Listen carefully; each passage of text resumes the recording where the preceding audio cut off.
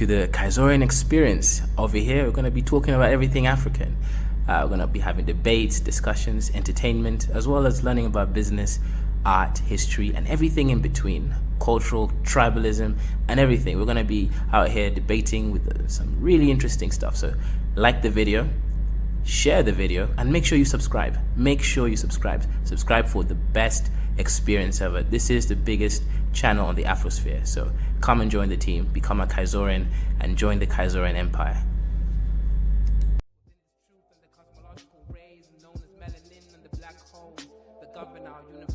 Universally exist within myself, within this premise, and I exist within this bluebird in the sky.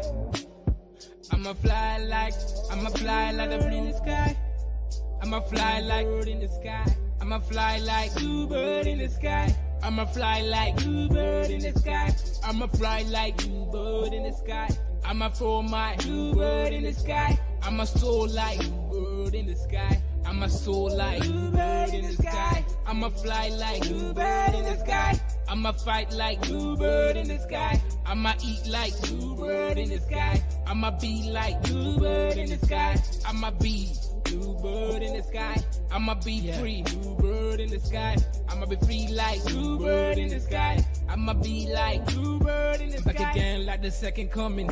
Strumming my vocal cords like the hummingbird in the sky. Y'all can't deny this. Real rap lyrics, it's like I ain't got no rhyming through the sky limit. What is skin tone, shade of color, but a parallel form of frequency like a ringtone on your phone. Melanin expression, tied up in the universe, feeling like God's. Is this really us? Is it serious? Is it really wrong to be diverse? I might diverge and immerse myself like an ocean beneath this waves. Be a divergent, born to be different. Indigo child, wild like canary. Born to be a bluebird in the sky, flying high like a bluebird in the sky. I'ma fly high, bluebird in the sky. Yeah, bluebird in the sky. I'ma fly high, bluebird in the sky. I'ma be like bluebird in the sky. I'ma be like bluebird in the sky. Everybody scream bluebird in the sky. I'ma fly high, bluebird in the sky. I'ma be like bluebird in the sky. Yeah, bluebird in the sky. Everybody, bluebird in the sky. I'ma be like bluebird in the sky. I'ma be like born black, sweet like a berry. Flying high, high like a canary. Scary with my hoodie on. Hating on my vibe on the street that you'll be feeling my frequency of the song. But I know that I ain't never ever gonna be ever the same. But I know.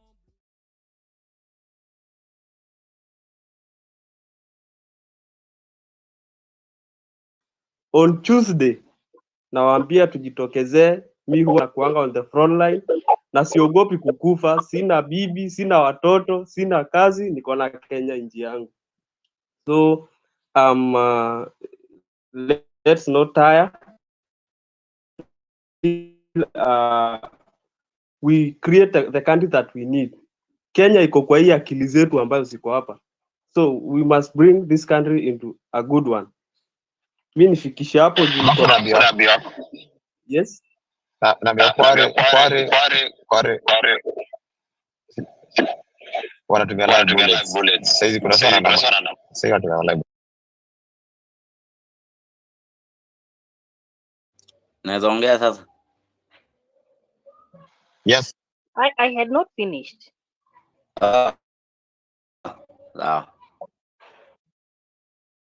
Now I'm audible? Yes. Yes. Yeah, so my point was for a documentation to come up, to be documented by our lawyers in the house. We need to go to the ICC to see if Ruto's case can be reviewed because now we have more evidence.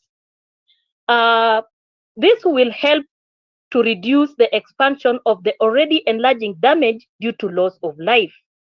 Now, this dispensation of our constitution cannot be taken for granted, and we cannot allow what is happening.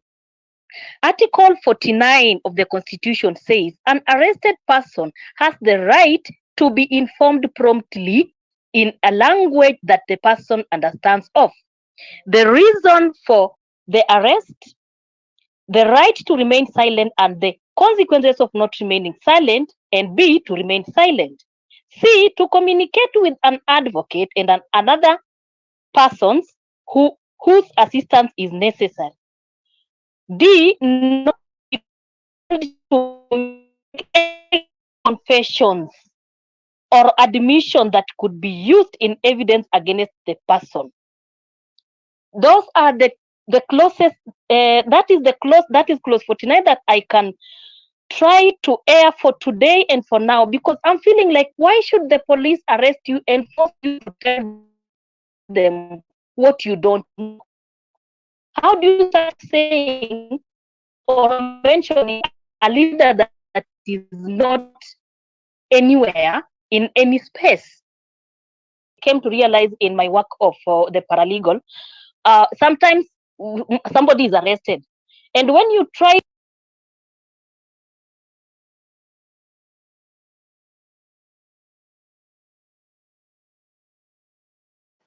Okay, kama amepotea nilikuwa namalizia pia.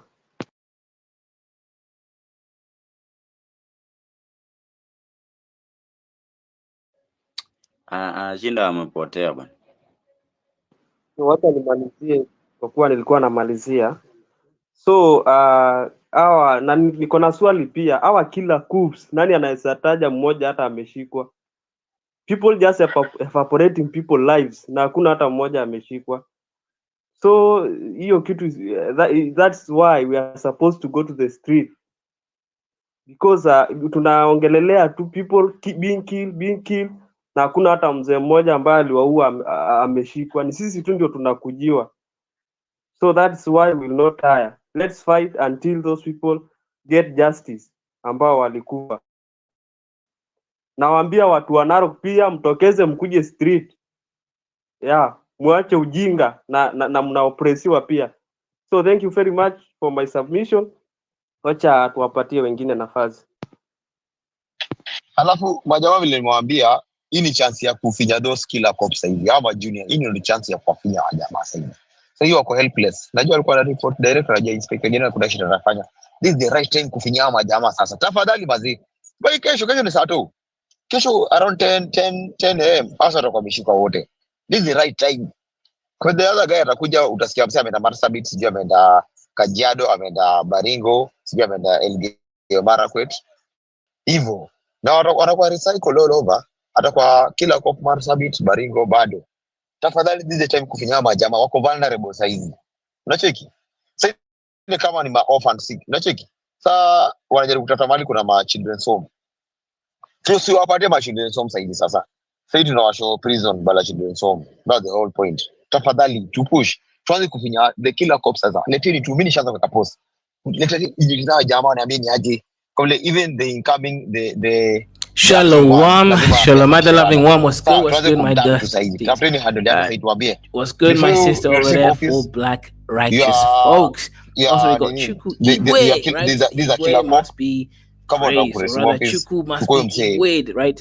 Shout out to you for coming through. But yes, right now this is kind of interesting, right? 16:34. Maybe by 12 midnight tutakuwa tushama the story. Tufinye tu kila mahali. It is kind of interesting. Ruto has actually dissolved most of his cabinet, right? He's only left like 2 guys, right? The vice president who was elected, and also he left the diasporan networks person to still be within his cabinet. So this Gen Z situation, maybe they're winning, right? Political figures maybe they are winning because this whole situation is very interesting. They keep having more demands. They're still planning to do another be very careful. Another protest in the next couple of days on the 16th of July, right? Their statement is Ruto must go, right? They are still hot and heavy and they're fired up over this whole situation. So we don't know what's going to go on. We obviously are waiting to hear more from this whole situation, but as I said, right, the Kenyan youth, the Kenyan, they call themselves Gen Z. I don't even know if all of them are Gen Zs. Most likely not, but close to it, maybe late millennials and Gen Z can you send us a list If of anybody demands? has more information Well, on the other killer cops, yes, DM me the list right of now, demands was naangalia published DMs. Davis. yesterday, so I'll see if I can find it. But anyways, let's go ahead. Let's listen a little bit more to them. Then I'll sort of I hope I'm audible. make more commentary. Bro, you need to Yeah, turn your okay, go mic on. volume up Okay. or turn down the background volume. Okay. First of all, That's okay, let interesting. me start by sending my deepest Okay. condolences to the Yeah. families and If friends my mic is of all dusty, the killed then I'll see if I can protesters fix or that. even Let me innocent people, not even protesters let me only. go ahead. Well, they already termed us Microphone. as Yeah, we'll see. We'll see. I'll see if I can Walipita fix that. nini. That But anyways, means, let's go ahead. Let's so listen it's to what they in say. their eyes we are not Sometimes they speak innocent, Kiswahili because Kenyans can't speak English. deepest condolences to the families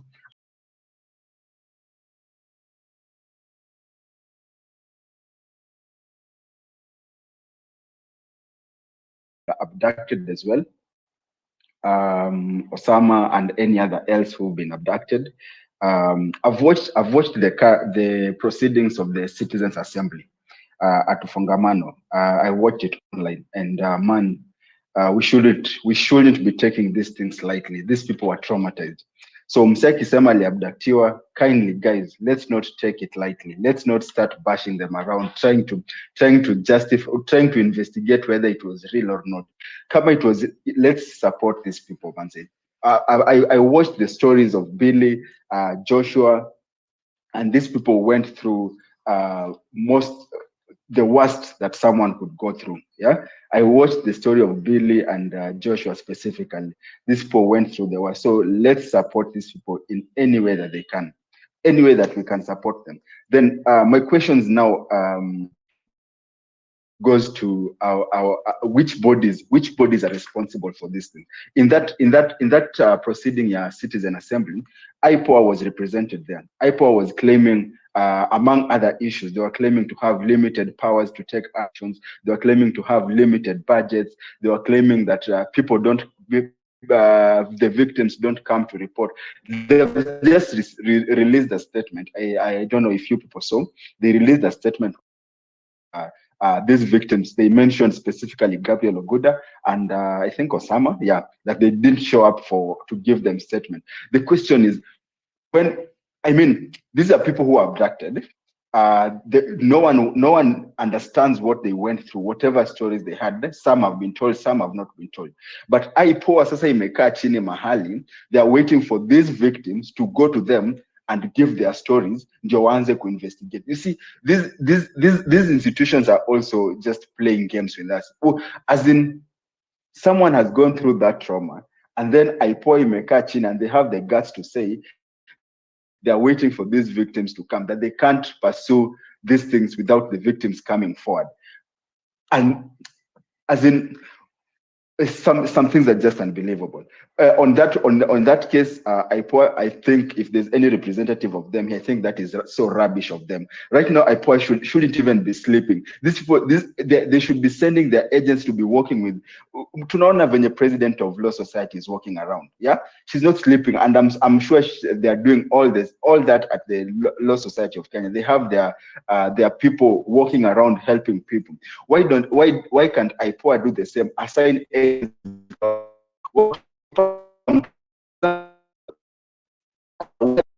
people are recovered. Say Bill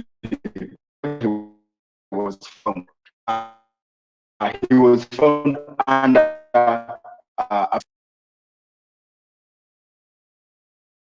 even if them wanasema they did arrest him, where did they find him?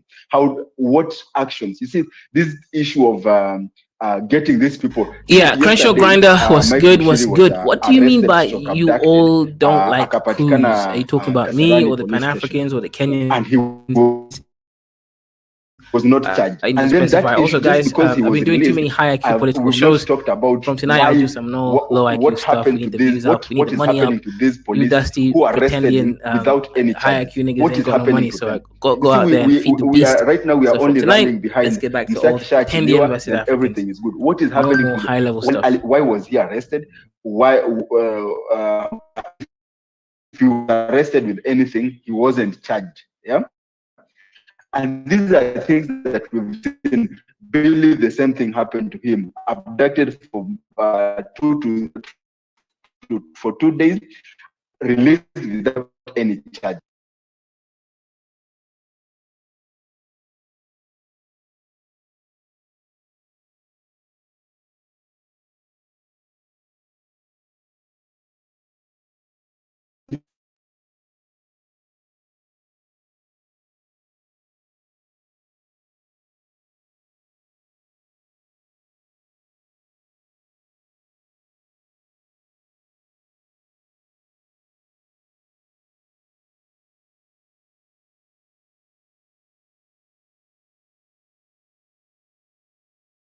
Yeah, I think they're having like some Kenyan internet connections or something.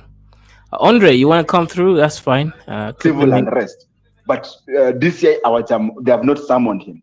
Yet they are abducting people who are just tweeting Ruto must go. Tweets like things like what Faramalam said are things that can cause civil, which actually caused, not that can, they actually caused. Yet say but and a roam to around. So I think we need to call deep down these society, these institutions, starting from Nona IG and resign. The same thing happened yesterday. The president dismissed the cabinet. This is not justice. This is not justice. It's not a win. This coming back to cabinets. Probably I would say probably these people are just praying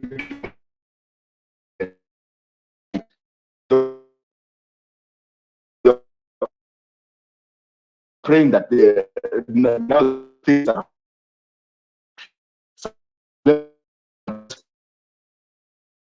praying because they are already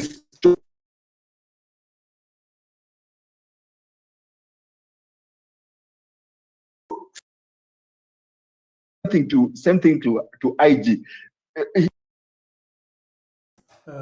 Hey, Ken. Justice. Yo, Andre, what's good? What's good, my warrior should be behind good, my them. brother? We need to audit. These people have already stolen billions. Murkomen joined politics in 2013. Before that, no one even knew about Murkomen. Right now, he's a billionaire. He's what before joining, before being pause the video, before man. being What's good, my appointed as warrior? cabinet What's your secretary. thoughts on This this guy was worth 550 Gen Z? million. You obviously a According Gen to Z. the What do you reports think that of he your gave, brothers and he was worth sisters out here trying to 50 million. kill the This Kenyan is economy? They already got since he was the president to dissolve his became a senator. cabinet. Before Now they want the this president to guy really came into go. politics, Do you no one even knew support this about him. movement in Kenya, or He was just what's your thoughts? another person in the society. Then all of a sudden, he becomes a senator in 2013. Then in 2022, he's worth 500 million. Then wait, you still hear it? Oh, yeah, never mind. It's not muted. We need to audit. Give me a second. Yeah, so go ahead. I'll pause it now. Yeah, for me, I was watching news. I saw the Kenyan president, William Ruto, getting rid of his cabinet. I'm like questioning that is it because the cabinet didn't agree with his policy of like collecting federal taxes from like Kenyans? Because you have a lot of young people they didn't agree with the policy of like implementing those taxes like poverty. Like if you have a house, you have to pay taxes basically if you have a property. I'm like, isn't it good for the country though? Like because I feel like William Ruto has a plan because the country is in debt, and if the country collects taxes for 2 years, the country can be saved from like over taxes, like over debt, like because the country has a large debt, and William Ruto is trying to make a plan of like getting rid of the debt. I think Kenyans are very scared because there are Kenyans they don't want to pay that money, because that money can go somewhere else, and the economy is really not doing good. I'm like questioning Kaiser, as a Kenyan yourself. Well, what's your thoughts on it? For me, it makes sense to me. William Ruto doesn't want the country to have large debt, and he's trying to get rid of it. But he's kind of low key pandering to the West, because the West is saying implement these policies. The West, it wasn't his policy. You know that, right, Kaiser? Uh, IMF asked for these policies to be implemented, and he's kind of agreeing with the IMF, but Kenya somehow have to get rid of their debt to work with the IMF.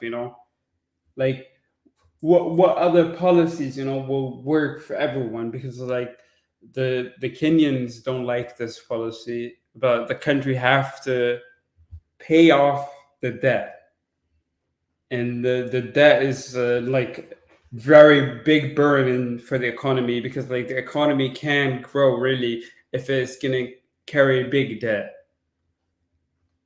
What other Okay. policy you think could have worked? Maybe we can argue about if this is right. I think William Ruto has a plan, but I think the policy is right, but it came from the West. It didn't came from the Kenyans. It came from the West, and the West asked for the policy to be implemented. That's why Kenyans maybe have a problem with it. It's not like an independent, like a Kenyan policy. It's like a foreign asking for this kind of stuff. But you want foreign money, you have to apply by foreign rules as well. That's the problem. These foreign nations want something out of your situation, basically. Okay. Yeah, for me, I want to hear a Kenyan's opinion. Well, what's your thoughts, Kaiser, on it? Well, I'm barely a Kenyan, right? um, You're a freaking Right. Passport, bro. Huh? Yeah. Yeah. Probably, people like you, they probably live in Kenya because it's a nice country. No taxes. Yeah, no, Kenya is definitely one of the better countries. Can you help for 2 minutes? I think this is very scary. This is okay. Ask the same question again.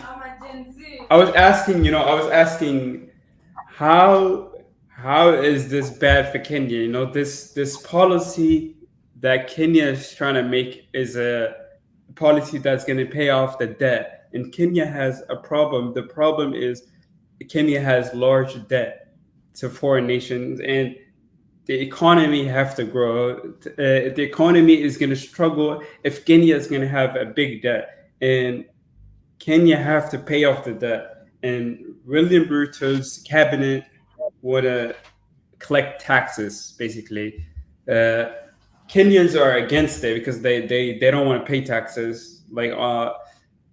But the policy was a foreign basically. The IMF was asking for this policy to be implemented for Kenya if you want to work with the IMF. IMF is like an American, and the thing is, how are you going to pay off the debt? That's the problem. Like Kenyans can be like, we don't want to pay taxes, but if Kenya collects taxes for 2 years, the debt will be gone. You know what I mean? The debt will be gone. Kaiser, that's what I was asking. Like how is this problem going to be solved? Because William Ruto doesn't want to back down. How Kiko is Walalo, right? Go ahead. Yeah, William Ruto doesn't want to back down. He's really set with this. He want to implement it, and you have the Gen Z. Bro, how is Gen Z gonna complain? Gen Z don't have like they don't own property. You know what I mean? How probably is it? It makes sense why Gen Z complains, because it's an African country. The large population are the young people. That's why can you hear? Yeah, I can hear you, Kaiser. This. cancel the Twitter space. Yeah. It's You can hear us now, right? Yeah, I can hear you. Okay, 1 second. Yeah, go ahead, our Gen Z. So we have a Gen Z here, a Kenyan. She can answer your question. Can you repeat one more time, please? No, his question is clear. Okay. Let me just repeat the way I've understood it so that you clarify. Mhm. You said like the government had came up with policies to increase the taxation. This is how she looks. Isn't she beautiful? Jesus Christ! I don't look like that. I don't look like that. I don't look like that. So, anyways, you have said like, how are we expecting the government to repay back debts, yet we don't want them to implement policies that will enable them to collect more taxes to be able to repay the debt within a short period of time and let the country be free financially. So apparently, there are a lot of factors. Of course, globally, people are saying, "Oh, those young people are doing an amazing job," but when you sit down and analyze it economically and be sober enough to face the truth, not just saying, "Oh, what they're doing is nice. Each other country should do it," because number one, how is the government going to pay civil servants as we speak? Because the financial year ended 30th of June. We are in July, mid of July. The government has not, they have collected tax using the previous time. And because some people were asked that their salaries are going to increase, and others were, there are a lot of demands from Kenyans who are working for government too. So we, at this point, the SRC, which is what are you doing? The SRC, Salary Remuneration Commission for Kenya, which decides the amount of salary each group of people should get. They have stopped. They were recruiting the court members. They stopped it. They were recruiting junior secondary school teachers. They stopped it. They were to observe interns, medical interns. They have stopped it because all these people, they depend on this tax being collected so that they get payment. And Kenya was supposed to finish the repayment back of the Eurobond within this year, according to the projection of the new tax proposal. But now that is under the water, the government has to sit down and devise other methods of repaying it back, or we are going to default like Ethiopia. And it is gonna be so hard if we default. We don't want to be a shithole country like Ethiopia, Zambia, or Gambia. These countries all defaulted. It means consequences, right? When they do need a development loan, they can't get it right now. In fact, what do you think Ethiopia has allowed banks from outside of Ethiopia? The only bank that they allowed was actually Kenya's bank, which is a part of Safaricom and Equity, to actually do that. Now they've opened up to everyone because and their people need to borrow a lot of money so that they continue living. And that is the situation we foresee Kenya go through if this generation of ours are not enlightened in details. For us, we get excited that, oh, this bill is bad and, we are jobless. We have nothing to lose. And we have smartphones and we have social media accounts. So we're like, oh, we're going to the demos. I take a photo, I take a video. I'm part of the revolution. But then which revolution? It's like when you say, I'm going to kill everyone and lead myself. That's the same thing they're doing. They're killing the economy. Then what? Then we become poor like Ugandans.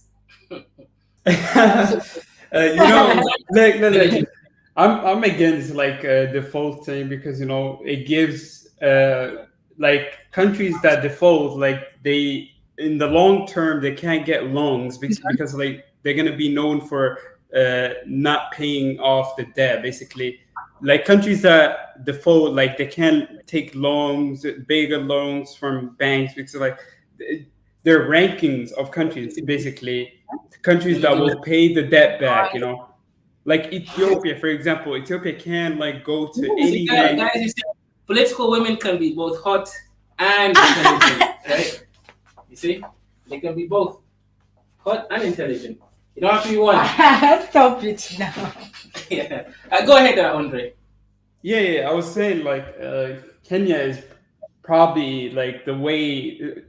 Kenya implementing stuff, they against defaulting them because the Kenya is growing, and it is really bad for defaulting. And I think the bad thing about it is the policy. It wasn't Kenyan. The policy was a foreign. Was foreign, basically. With proof. Wait There's a no minute. proof. There is no Yeah. proof. It's just a narrative. Like right now, they're saying the president is a monster. He's just trying to show empathy for the purpose of protecting himself. These all things are political propaganda. Because when 2009, when the president and the former president were taken to International Criminal Court for the crime they didn't commit, because number one, the candidates for presidency that time was Kibaki and Raila. It was not Uhuru and Ruto. Uhuru was just part of the team of Kibaki. Ruto was the Secretary General of ODM. He was just part of Raila. So whatever he did out of the orders of who? Of the candidate. And whatever Uhuru did. So that is why they won. They won the case because none of them was a candidate, yet they were the sacrificial lambs. And that was a propaganda. The propaganda which was used in 2012, 2013 against them was that they didn't support the Constitution 2010 and they are criminals. Right? But the two criminals were not proven guilty in the international court, so they're not criminals because it was just a narrative of taking the baggage out of the shoulders of the then president and the then prime minister.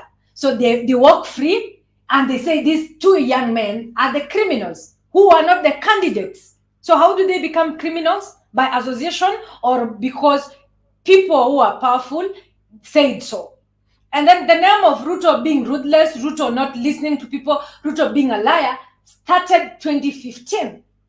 When 2015, many Kenyans started loving him more than the then president, Uhuru. So Uhuru started going to campaigns when he's launching projects. He's like, oh, my deputy president is a liar. Don't listen to him. And that is why most of people will say the president is a liar. He's not a liar because he's not proven to be a liar. It was a political conversation to divert people not from loving him, but eventually he's still being loved, you know. He became the president. He won 8 million plus votes. It's not easy for anyone, especially him not coming from a dynasty, you know. So Yeah. all these ideas of Kenyans saying, or some Kenyans on social media saying the document was not Kenyan is not true. It's just a narrative of watering down the policies, which are very amazing. I wish you guys could read the document. It was very futuristic because it explained like each sector, the reason why they are increasing imports to Kenya is to do what? To promote local manufacturing and production. So reducing imports. Yeah, reducing imports. They were increasing taxation of imports to discourage it. Because why will you import plastic shoes and they're being made in Kenya? That's a good point. We have a plastic industry. Yes. Why will you import leather bags and as our people? In fact, Kenya has one of the best leather in the whole world. Yes. And we make it in our place and we sell it very affordable. But people are still importing from China and Turkey. Why? So the government increased taxation for that. But of course, people are benefiting half money, you know. They import containers so they can buy a few angry influencers and tell them this is wrong. And that's exactly what they're doing.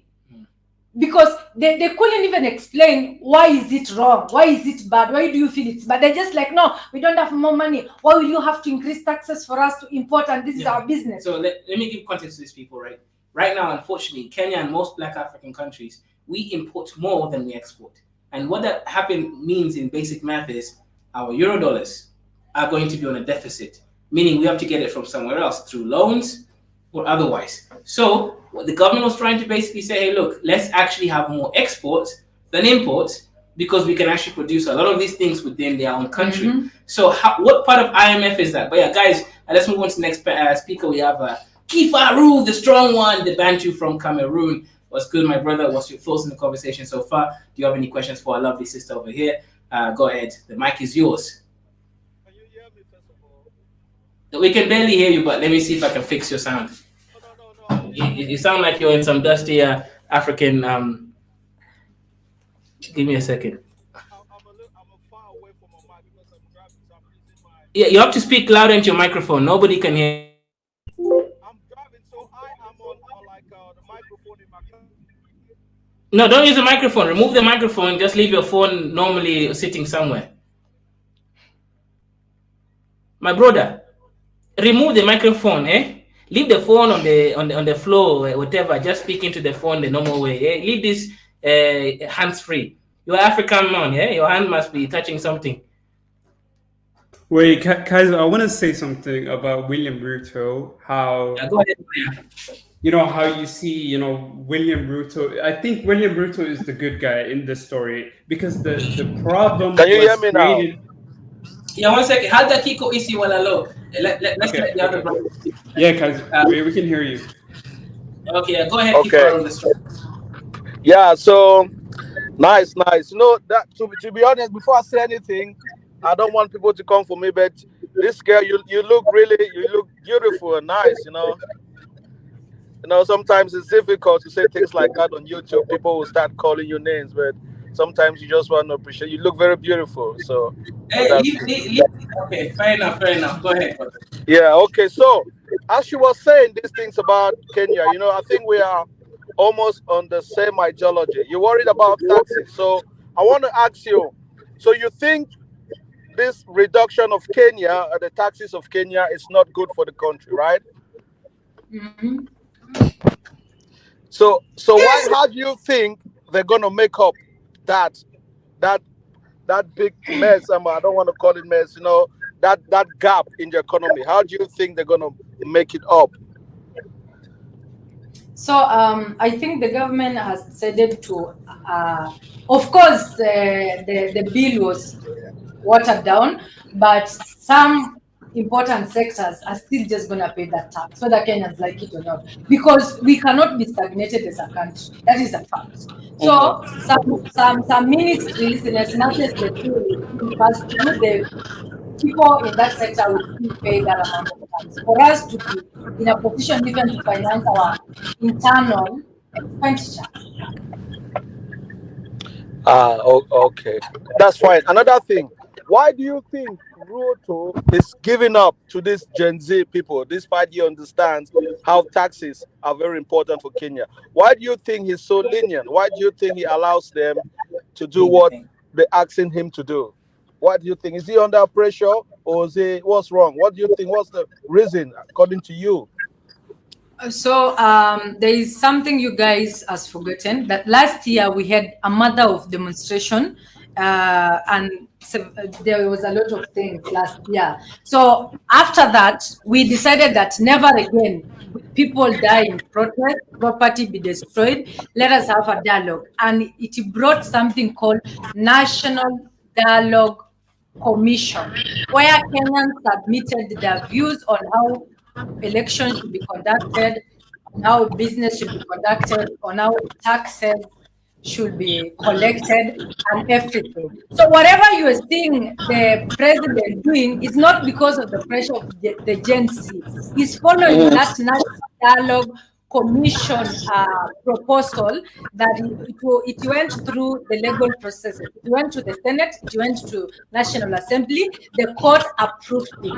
It is only that it's a coincidence that once it is the time that he's trying to implement the document is when the Gen Zs are out on the streets. So of course for them they think like, oh, we're winning, he's doing as we wish. No, these things have been there and they had to be approved because the president said, if I approve it before it goes to Senate, the Supreme Court, and the Parliament, you will say I've done things unconstitutionally. So he told them, you guys do your work, and then after you finalize it, I do my job. And now he's doing according to NADCO. We got that document, NADCO. So he's not doing anything Okay.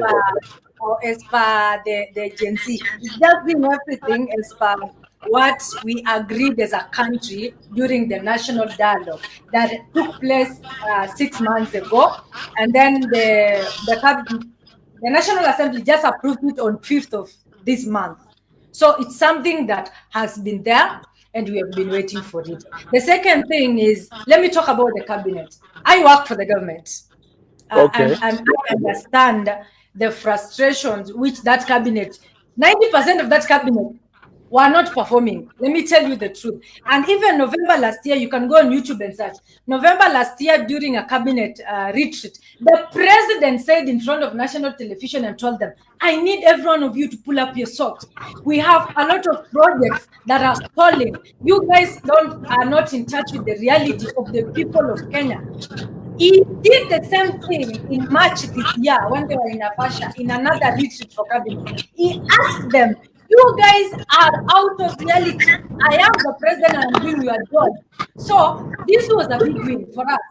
These guys to go home because the president has been acting as the president and as the cabinet, which is not right. It's very exhausting. So this is a win and actually an opportunity for the president to elect hardworking Kenyans, intelligent Kenyans, and people who want to work, not just to get power. That makes perfect sense. You know, I didn't know about the title of that document. We called Novika. What did you call it? NADCO. Yeah, Navika. I didn't know about the title because when I was watching these Kenyans doing protesting and doing all these things, and I said there is something wrong because this is very uncommon for Africa. You know, when the government have got a project and they're trying to build, then you just have people on the street trying to try to create riot and they just sit quiet. What I was thinking, maybe it might add to that, but you might just tell me if it does not add. I was thinking maybe it's Ruto's international personality is making him not to react. You know, we all know that Kenya is leading this exhibition in Haiti. Kenya is trying to be some kind of a NATO member. So I was thinking maybe some of those things did contributed for him. Let me ask you a question. Are you asking if Ruto's puppetry is the reason why he didn't want to react in a bad way?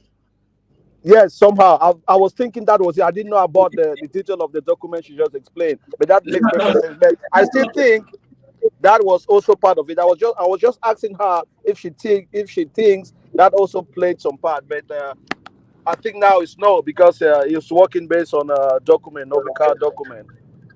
Yeah, remember, Kiparu, Kenya is probably one of the, it's the most Black African country that has a progressive constitution. Mm-hmm. Also, our constitution converges him not to do stupid. Right. So what that means, not an IMF bill. IMF standards may be there, but it's not IMF. It's very Kenyan, and this is just for Kenya to reduce its taxes. To reduce its expenditure and debt. Now, let me explain it, right? Because obviously you niggas don't know anything about Eurodollar. I've been trying to teach you Kifaru, but you niggas still don't know, right? The Kenyan shillings cannot pay back the debt. So this Gen Z will say stupid things like, when you people be respectful, stop addressing people like children. If you're a child, just say you niggas don't understand. Just explain things. Get boring very soon. Good point. The Gen Z will say stupid things like, right? Just print money and pay back. You can't print money because the taxes. You can't print dollars. We can't print dollars. We don't have the ability. So all we can do is we can grow more tea, more coffee, more flowers and sell to them, right? But we cannot print it. Now, my suggestion for the president, if he's listening, is this. Because I do believe he listens, because some of these ideas have been implemented from these sort of places. He's been doing these videos for the last 2 years, and he's been implementing things that would pass, right? So my suggestion to the president is this: if you want to increase more Eurodollar, create a factory for fertilizers. Increase the yield of these plants that we sell them at a cheaper rate, and also start selling to the other African countries and the world. You cannot go wrong with fertilizer because everybody must eat. So that is the main way I believe that Kenya can increase its Eurodollars thing. But anyways, we have a new panelist. We have Man of Prestige. Go ahead, my Oga, my Nigerian brother. Also, the rest of the send a super chat, support high IQ conversation. Don't be dusty, right? I should not have to talk about. Okay, just one more question for the lady. Don't you think in the future Kenyans are going to abuse the authority of that Novika document? Don't you think they're going to use it as a way to create an anarchy because they believe there's this document that stops people from like harassing us? We can do whatever we want to do just because we have the document. Don't you think they might abuse it? Yeah. Even right now they're abusing the constitution already because they are trying to say the president to resign. In our constitution, the circumstances where the president should resign is only two. If he conspires with the enemy that endangers the borders of Kenya, number one, and if he's charged that he has instabilized the economy of the country. Like the country, no currency goes from wasn't where the it is, Kenyan shilling 162 shillings to and $1? now it is 124. Exactly. So there is no any constitutional space that guarantees President Ruto to resign because he has not broken any of the two laws that says that. The other option is, if things are so bad, the IBC will call for a by-election. Things are not bad in any way that there has to be a by-election. So just There for is context, unity IBC is the independent electoral body. electoral boards for elections here. Go ahead. And then those two things are not there. But you see, they're out there on Twitter spaces shouting the loudest, resign, resign, must go home. Exactly. Guys, do you know who resigned? I was reading, it was the police chief of Kenya. They resigned. Yeah, the inspector general. And he resigned because he couldn't explain why they shot in the first week. Protests were really peaceful, which I supported fully because they are really peaceful. The first week, Tuesday and Thursday, they were peaceful. Even after the protest, they had a dance. They took videos. They had artists. And it was amazing. But his police, yes, they shot young people. Some survived, some died. He couldn't explain. So that's the right move. Let him resign. But not just resign. He should be open a case because it is under his leadership that very peaceful protestants were killed. Yeah. So him resigning doesn't save his ass. He's resigning to save himself, but it's not. You know, he has to answer to the first week the demonstration was very peaceful. Why did the police get an order to kill? Yeah, you know. Yeah. So for the first week, I supported them because the cause was pure. It was about, yes, we can pay more taxes, but there's a lot of corruption. Can the government cut corruption? But then after the first week, they changed and started saying our boss should go home. No, that was not the conversation. So I don't support it anymore because it's anarchy. I don't support anarchy. I just support what is fair to everyone. They shift from being objective to being subjective. Right now, what they're doing is subjectivity.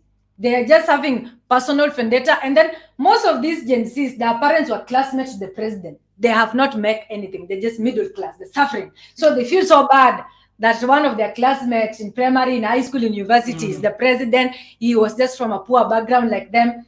Obviously, it's jealousy. And now they're sending their children because they're coward enough. They're sending their children like, you go to the street, go to social media. But let me tell you, we are in a very stable place as government right now. Nothing can happen. Those demonstrations they're saying on Tuesday, it will not even see the light of the day. Well, that's fine. You know, I'm really happy for Kenya that I hear that the police commissioner resigned because they shot someone and they died. That is very uncommon in most African countries. You know, they will not even care. But this is good. The problem, like me, I'm a. 1 second, brother. I was in Uganda 3 weeks ago. I went to Uganda. It's not good. Okay, I'll get you some in a second. Uganda is a village in Kenya. Okay, do not compare this shithole place to Kenya. No, stop calling names. Let's have a. Wrong.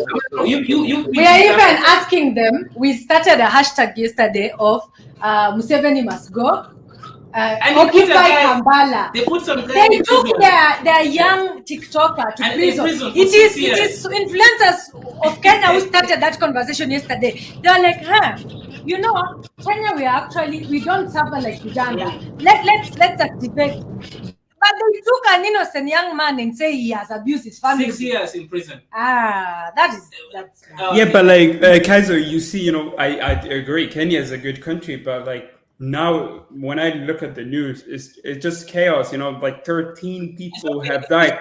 I'm just asking, like, who we blame? You know, is it William Ruto or is it the police that people are dying? The police, as Ruto said, the police are independent right now. They have their own budget and everything. So, but yeah, let's go ahead. Before we go to Warrior, let's move on to our Oga. Right, we move from Warrior to the bushmeat eater Kifaru, and then now we move to Oga. Mr. Oga, what is your thoughts on the Kenya election? Hey, why come Nigerians, you guys are little crybabies? Your Gen Zs are just little crybabies. The NSAS movement ended. Nothing happened. Go ahead. What's your thoughts on the conversation so far, brother? The mic is yours. And also, if you can put your your video is good. If you can't, it's also fine. Go ahead, my Oga brother. Mr. Oga, are you there? My Igbo brother, from the Nigerian state. Where are you? Why can't we hear you? Can I come in now? If he's not Go, coming in. my brother. The mic is yours, Okay. Yeah. Good. Good afternoon. It's good morning here, California, and good morning to the ladies. I don't know her name, but it's honor to have you on Kaiser platform. I've been listening, about 10 minutes about your narrative in reference to what's going on in Kenya. I'm from Nigeria. I've been paying attention to what is going on in Kenya. I was hoping that's going to be a panacea for Nigeria to protest, peacefully, maybe achieve some of their own, some of their own problem. Because we have, in my own opinion, the problem, the problem we have dwarf, your own problem. If I may say it lightly, it may not, it sounds like an understatement to me. But having said that, for a disclaimer, you stated that you work for the government. Are you here as a spokesman for Ruto? Because your narrative I'm listening, it seems like you are defending Ruto, that everything, judging from the way he came to power, implication of the corruption or something like that. For a disclaimer, can you disclose that are you here, for on behalf of Ruto? I Before I am here proceed. on I'm here on behalf of the Voice of Reason for Gen Z, because I'm a Gen Z, number one. Number two, I'm here for what is right for every Kenyan, not just because of plus again, I don't work in State House. The government is very huge.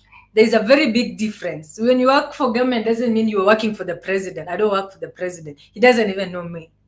So that if that could help you just focus on objectivity and stop being subjective like most of influencers out there.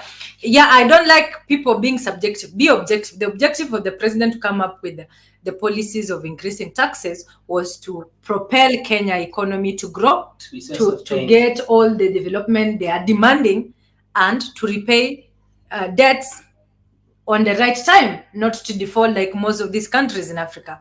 That is being objective. And then number two, I am not here to sanitize whatever people want to sanitize about anyone, because in everyone's book someone is guilty, and in everyone's book someone is bad, and in everyone's book someone is good.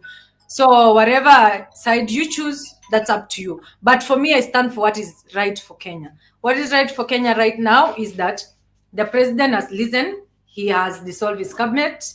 The IG was there seeing the first week of protest. Innocent young people were killed and they were peacefully protesting, has resigned. And I believe the court system, by the way, the judiciary in Kenya is very independent. The police is very independent. The executive is independent. And the parliament, which is now the legislature, they're independent. So there is this thing, people are tying everything to the executive.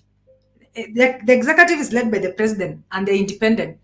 The judiciary and the rest, they have the constitution gives them the law, they have their budgets, they have their decisions. So how is it becoming Ruto problem if parliament couldn't listen to their own constituents and not vote? No. The president on his executive order, he rejected as but the people wish. But the parliamentarians, they passed the bill, So everyone, be it you are an observer or a Kenyan, you have to be very objective, not just talk. I think most Africans they like popular, just like media houses. They like popular conversation because it gives them streams, it gives them a sense of belonging to this space. But I don't like popularism. I like the truth. And I like speaking what is sustainable, because I'm a champion for sustainability. We cannot have a sustainable country if we don't respect the rule of law or misuse it. Because at this point, our generation, Gen Z, they're picking the part of constitution that suits them. And the part that restricts them, they're ignoring it. Then that's dictatorship. We cannot allow anarchy and dictatorship to take place. That's it. Okay, thank you very much. It's good. From subjective, you can get to objective. So which is very good. I mean, when it comes to Africa. So 1 second, my brother, and then you can go ahead. We have a Kikuyu in the chat. The Dante, he says, the police, judiciary, and executive are not independent. Ruto is the micromanager. Lord.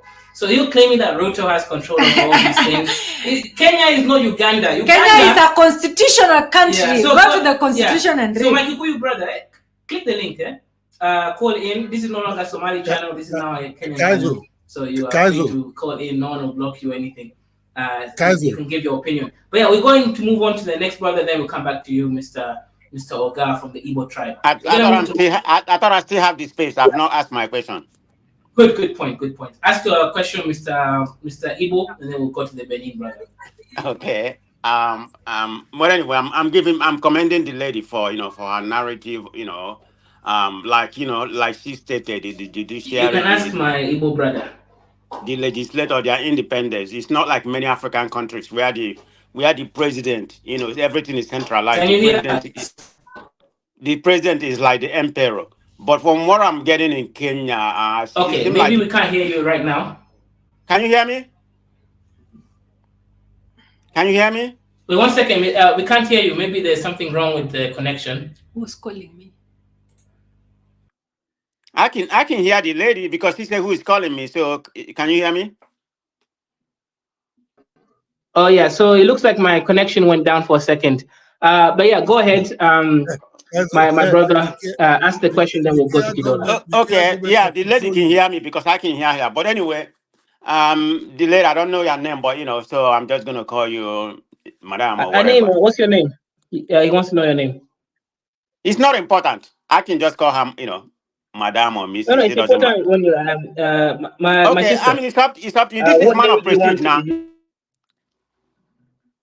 Just Gen Z, Kenyan Gen Z. Okay, Kenyan Gen Z. Okay, Kenyan Gen Z. So, like I was saying, you was able to enumerate how Kenya system function. The different, between the legislature, and other branches. That's commendable because in African space we don't have that. Most African space, the president should be is like an emperor. Look at what happened in Uganda. They properly stated the guy that was arrested for just insulting the president, and he's probably going to be in jail for 6 years right now, whatever it may be. So, like I said, the president had consented, to about the tax bill, and now the whole cabinet. So I mean, he has watered down. He has met some of their demand. So my question is that what are they asking for? What's going to be the ultimate demand of the president? Is it for the president to resign? We know he's not going to resign. So can you enumerate if there's any way they can come to a consensus with the Gen Z? So apparently, like yesterday night, we were in space together with this Gen Z, and most of these socialite Gen Zs, we know each other one in one. So I asked them, what is their reasoning? Why do they keep on using the hashtag Ruto must go? They say they don't have a problem with the president, but they want the president to activate an active, in Kenya, we have ODPP, we have ES.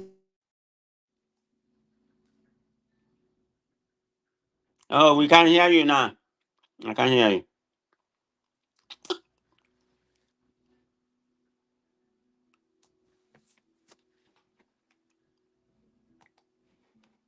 Since previous governments up to date, and they want the president to take this big step of recalling back even the former president. He stole $1 trillion Kenya shillings, which is almost $1 billion. So they feel like he should allow the law to prosecute him and him to bring back the money so that they can use it to repay back the debt. It's reasonable. Hold on. Before you proceed, does the ex-president Uhuru, does he have immunity after being in the office? Can he, does he have immunity or not? Our constitution is not clear about that, but it says he must be protected until the day of his death. He must be financed by the state until the day of his death. So I don't know if it's that's immunity or not. Okay, thank you. Go ahead, continue with your, I'm sorry to interrupt. So at this point, they said we don't have an issue with the president. They admitted, they say we have never had an issue with the president. We had an issue with the cabinet because they are insensitive. They are not empathetic with Kenyans.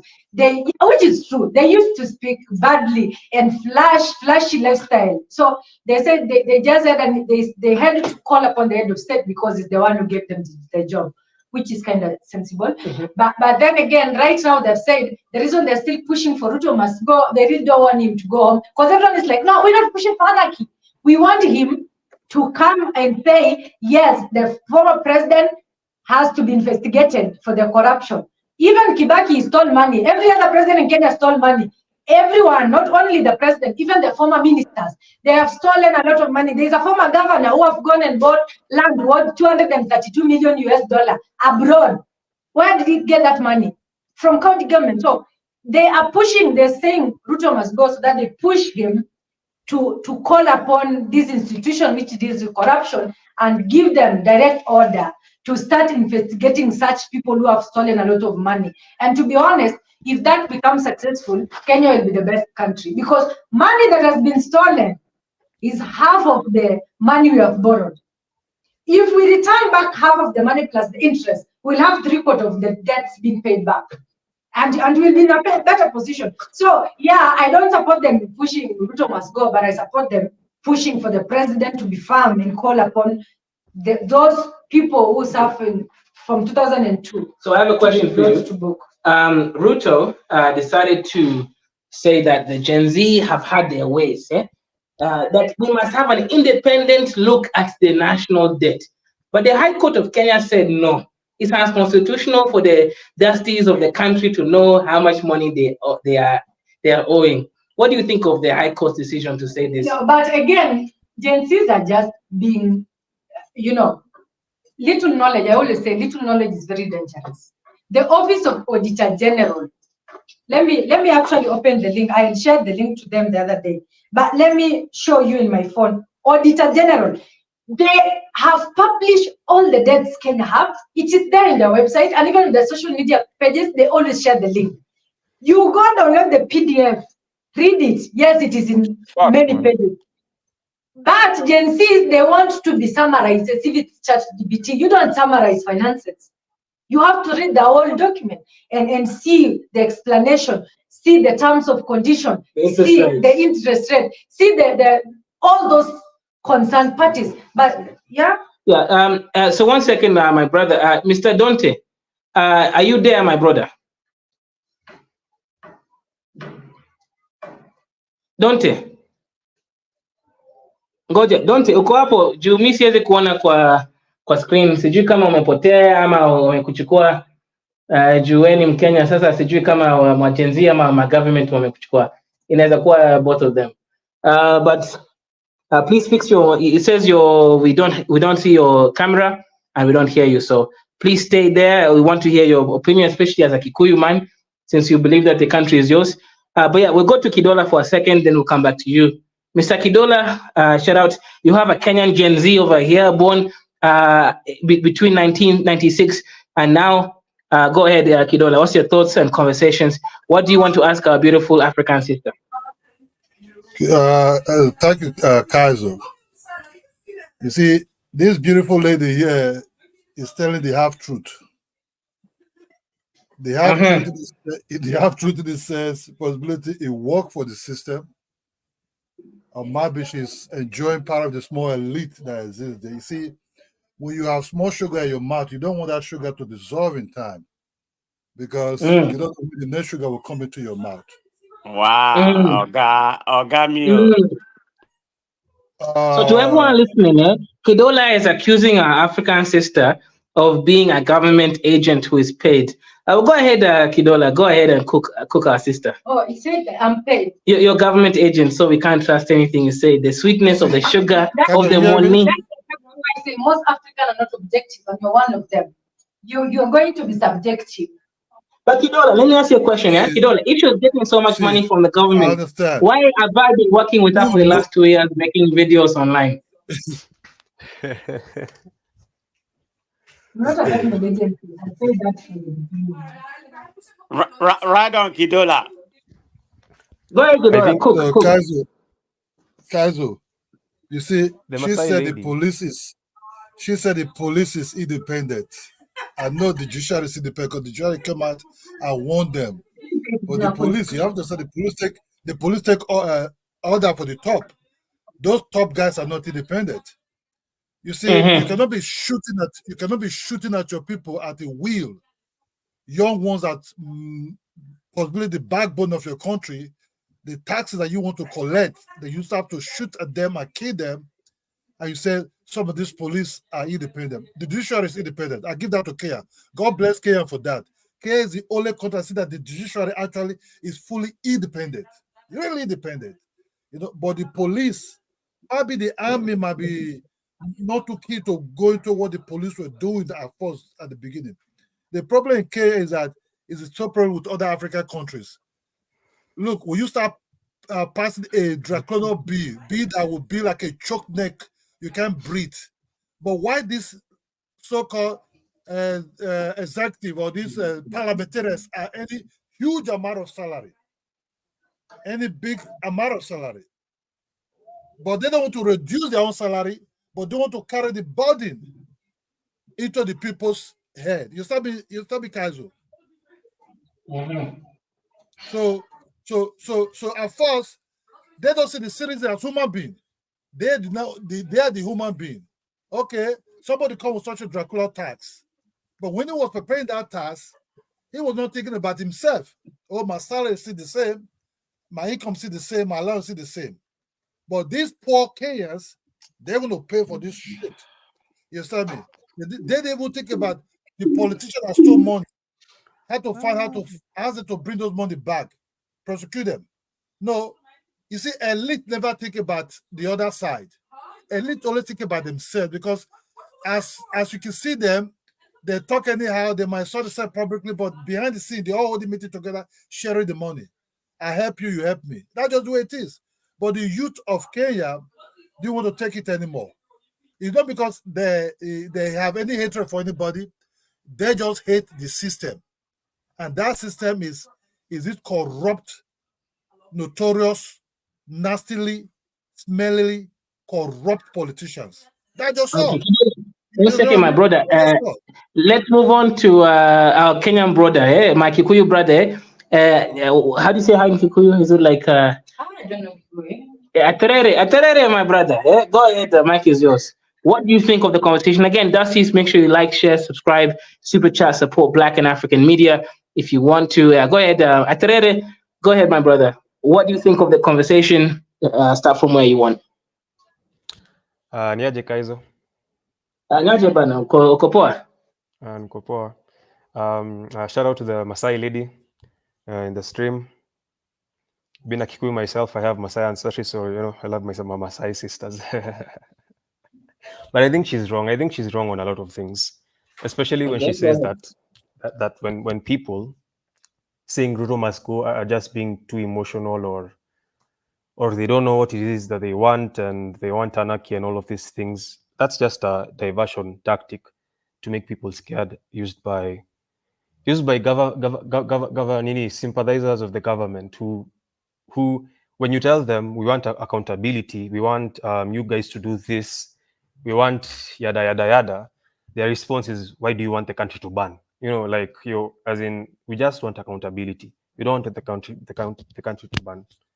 Yeah, we just want people to go home if they should go home. We want him to institute the IBC. We want a lot of things. And when people say all of these things, response is usually, why do you want the country to burn? Like, we don't want the country to burn. And Ruto can go. Ruto can go eventually. Ruto will go. Okay. And then, yeah, and on my comment on the police, judiciary, and executive not being independent, it's because when you see how the election was carried out of the bill, everyone was voting along party lines, and there was this rumor that the president had bribed the MPs with 2 million Kenyan shillings so that they vote along a certain line. And you could see the hubris from the members of parliament who belonged to the president's party, where they were really talking shit. Like they were talking shit, like they were just shit talkers the whole time, saying how you guys are not taking us anywhere. We'll just follow the president. Before the vote commences, they had to do a meeting in State House. And even there were live videos where people were were saying that, hey, you don't want 2 million, the president is dishing out 2 million so that you guys vote along the party lines. Ruto is a micromanager. Ruto, nothing happens in this country without Ruto knowing. Most of his cabinet secretaries didn't have, because the government has been dissolved, they didn't have independence in how they run their affairs. You could see hints and hints of this when things were issued. And in every cabinet, he'll just place like a Kalenjin or some loyal person to just micromanage it on his behalf. So saying that the executive and the judiciary and the police are independent, these people had a lot of hubris because Ruto is behind them. Ruto will just micromanage every little thing that happens, so that even when you see things like nowadays, every payment goes to the citizen pay bill instead of like respective ministries. So because Ruto is a micromanager, he just wants everything to go to like a single channel, so he can try and micromanage things. And the worst thing is that he surrounds himself. He likes being the smartest person in the room. Like the last time I tuned into this live, one of the things I said is how I was really appalled by him lecturing the the Sudanese generals. There was a time immediately going to president, he started lecturing the Sudanese generals. And even though I was a supporter before, like during the elections, like something was off. Something didn't make sense. Like how is he? Like this dude is just weird. He's just a narcissist. Like he wasn't making sense then, and something was off. And then you see the scandal that later followed. When he went to USA on a state visit. Who paid for his money, his aeroplane? He didn't use Kenya Airways. He used a private jet by the UAE dudes. Who's financing the juntas in Sudan, killing opposing the army? It's UAE. No wonder he was lecturing the Sudanese generals, because he was getting kickbacked by UAE. He's a very corrupt person. That's an interesting point that you're bringing up there, right? Because he came clean and said, actually, he didn't spend 200 million shillings to go to America. He only spent 10 million shillings. And had friends from UAE. Interesting. This is I will definitely marinate on that specific point.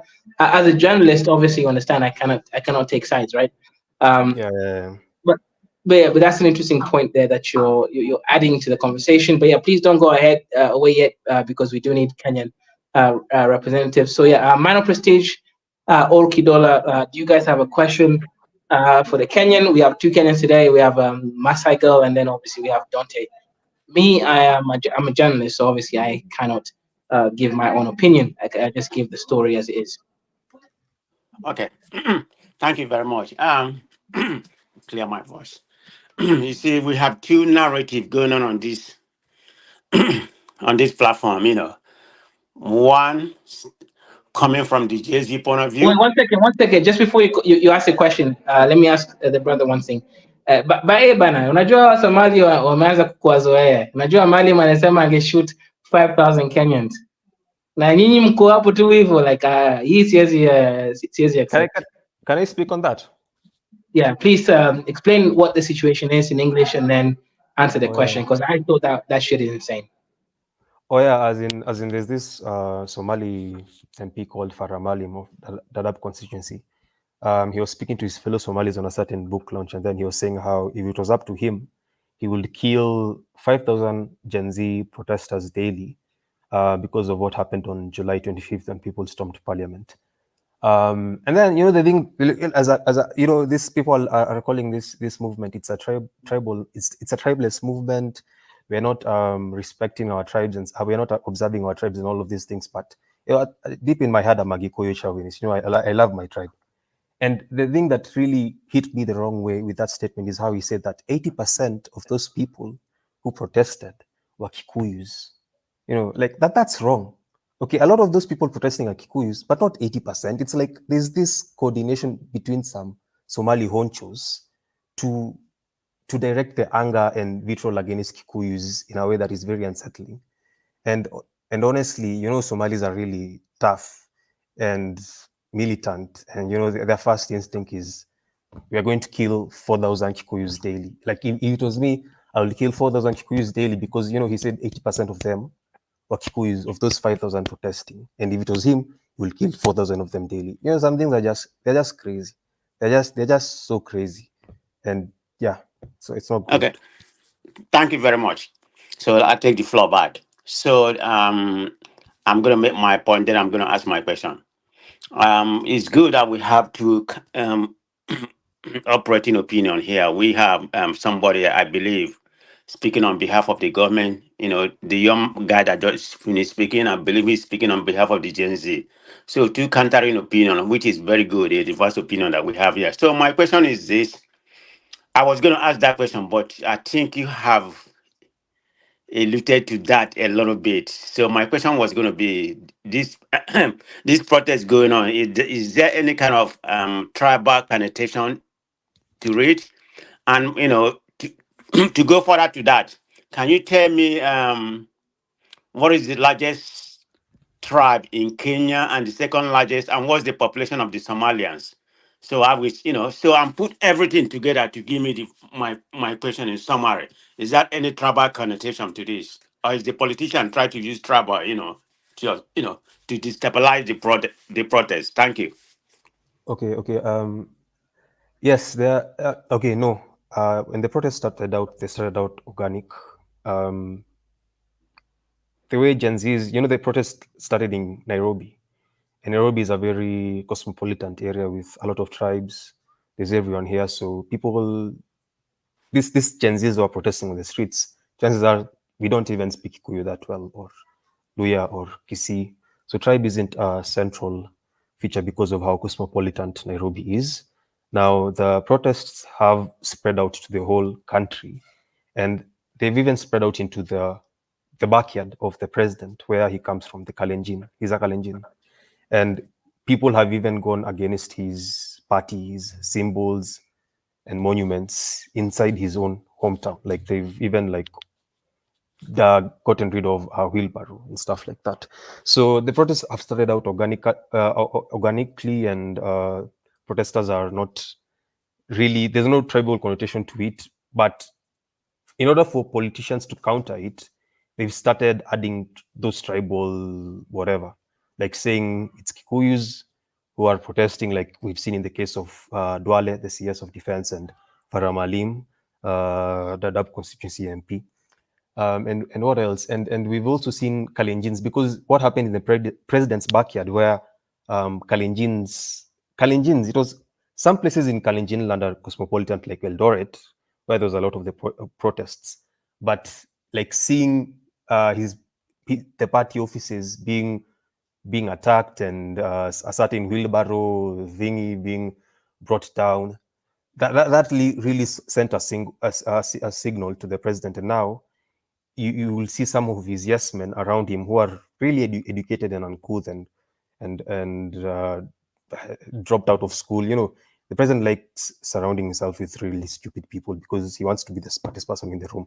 Like Murkomen and Farouk Kibet they've started sponsoring Kalenjin militia to try and make people not protest as much. But even as recently as yesterday, there are some Nandi youth who have been who protested to the county headquarters of the Nandi government.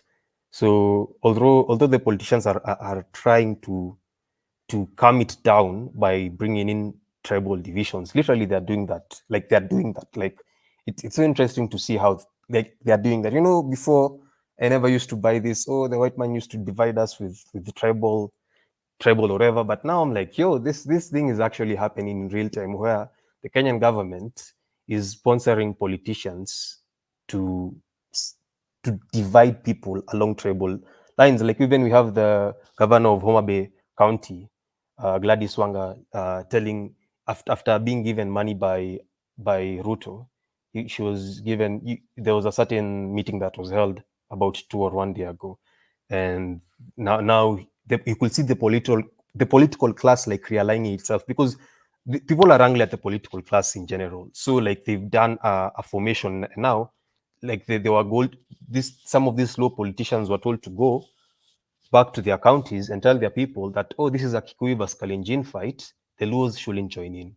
And people like Gladys Wangas, Wanga said it verbatim. Like she said that the Luos shouldn't join in. This is a fight between Kikuyus and Kalenjin. So the political class is realigning itself in trying to counter the protest by bringing in tribal divisions or telling the youth that it's actually like a Kikuyu versus Kalenjin affair, or it's the Kikuyus who are causing anarchy in order to divide people. The last question to this before I go, or if you are ready to conversate, you didn't give me the percentage. You don't have to go. Oh, the percentage. Oh yeah. Percentage of Somalia. The percentage of Somalis, according to the last census, it was about 6% of the population. Oh, okay. So they are very minute in that regard. But Kenya is a majority nation, so nobody is really majority. Even Kikuyus, who have dominated this country for a long time, have never really been majority. At their height, they've been at most 22%. Now they are about 17%. So it's really not a majority. There's no tribe who's majority. There's no tribe who's 50% plus. Everyone is like a minority. It's majority with certain tribes forming different coalitions to do what they want to do. Okay. So one second, my Oga brother. Yeah, go ahead. So I have to blame the Kikuyus, right? I did not vote for anyone. Why did you guys vote for Ruto? Kikuyus was supposed to vote for Raila. Actually, Raila is a Wanga, actually, so he's from my tribe. So why did you guys betray us Wangas, even though your Huru told you guys to vote for us? Why did you vote for Ruto? Kikuyus. Because Raila, there's Railaphobia in Central. You mention the name Raila, everybody gets scared. And so he was the wrong candidate, basically. He was the wrong candidate, and I genuinely think Raila is a fraud. And I think that if Raila became president, we wouldn't be seeing this protest. I think for the development of this nation, in its psyche or whatever, or the narrative playing out, Raila wasn't the best candidate. He has a lot of sycophants around him, and it's great he lost, because we wouldn't see. I think we wouldn't see. There's just some sycophancy around Raila, and it will just be some continuation of Uhuru's reign. So I think like for whatever's happening right now, Ruto is the best candidate. Ruto is much more easier to uproot than the dynasties. Yeah, it sounds like I'm being crazy, because that was the attack that has misled us into voting into One second, my brother. You Kikuyus made the same mistake when you said that Moi Kibaki was controllable. These Kalenjins are crazy, and I remember Kalenjins have a genetic dynasty linked to the Somalis. Even if you look at their numbering system, the up to 6 of the 10 numbers is in Somali, right? I speak both languages, right?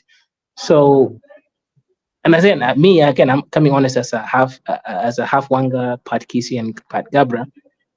I don't trust the Kalenjins either. Again, I'm not a tribalist at all, but Kalenjins have been working closely with the Somalis, and Somalis are saying that they want to kill Kenyans. I remember in Mombasa, there was a guy who was killing Kenyans. He killed at least one, or he shot at least 3 Kenyans. One of them was fatally injured. So you know the case, right? During the protest. So the point is, if the Kalenjin are working now with the enemy, Somalis, like I said, right? Somalis are not Kenyans' friend at all. These people don't like us. They want to kill us. What do you think I left my Somali wife? I'm just saying, I am fine with becoming. She was Oromo or Somali? She was half Somali and half Oromo. But I don't trust these people anymore. So I am being a Kenyan right now. So what's your thoughts on that? I have a soft spot. Personally speaking, I have a soft spot for the Kalenjins. So I think that's my issue. I have a soft spot for the Kalenjins. I think they're really Kenyan. They've really stood out. Even in these protests, they're really fighting their own leaders and holding them accountable. We've seen what happened in Eldoret. We're still seeing what is happening in Nandi. One of the leaders of this protest online. Okay, the protest is leaderless, but still one of the people who are still holding the government accountable and pushing it, even though online organizing, is a Kalenjin. So I think they're Kenyan. Okay, they are crazy and everything, but I think they've embraced like the Kenyanism. They're not people who think they're Ugandan just because there are some Kalenjins in Uganda. with Somalis, I agree. They are very fucked up, to be honest. Like they have their allegiances, and it's the whole issue with Somalis. Like the Islam they follow, clanism. It's like a whole list. Like, okay, but even there are Somalis proving them that they're Kenyan. Like this girl called this girl called the girl who's part of the Yeah, protest Hanifa? called Oh, which one? Hanifa. Yeah, Hanifa, yeah. there's some trustworthy, but I think they are more double agents. Kalenjins are Kenyans to the core. That's my metric. Are you Kenyan to the core? Are you Kenyan? Like, do you stand for this country, or you have a backup plan, or you have some expansionist ideology cousin, even it's like a first or second cousin who might make you think a certain way or influence you. So I think Kalenjins, even though they are fucked up, and I agree, Kikuyus allying themselves with Kalenjin because it started with Moi. It started with Moi. The Kenyatta cabal allied with Moi so that Kikuyus can expand into Nakuru and Rift Valley. No wonder you find Kikuyus in there because Kenyatta's like gave Mois some money, so they can shut up and Kikuyus can take some land. Yeah, Mhm. I think Okay. I don't have share vitriol against Kalenjins, even though they are fucked up. Na sawa sawa, mi naelewa juu unajua hata like I said, mi ndio by the way, Dante utanivotia because mimi ndo real Kenyan. Mi niko na mix na these both tribes. Si kama nyinyi. Anyway, So that's a fanya different campaign. conversation for a different time. But yeah, we have Mike. Shout out to Mike. What's your thoughts, conversations on this? We have at least one real Kenyan, the Dante. We also have another government, Masai girl. She's on a call with the government right now. But I'm here and the Dante is here. What's your thoughts, conversations, and questions? The mic is yours, Mike.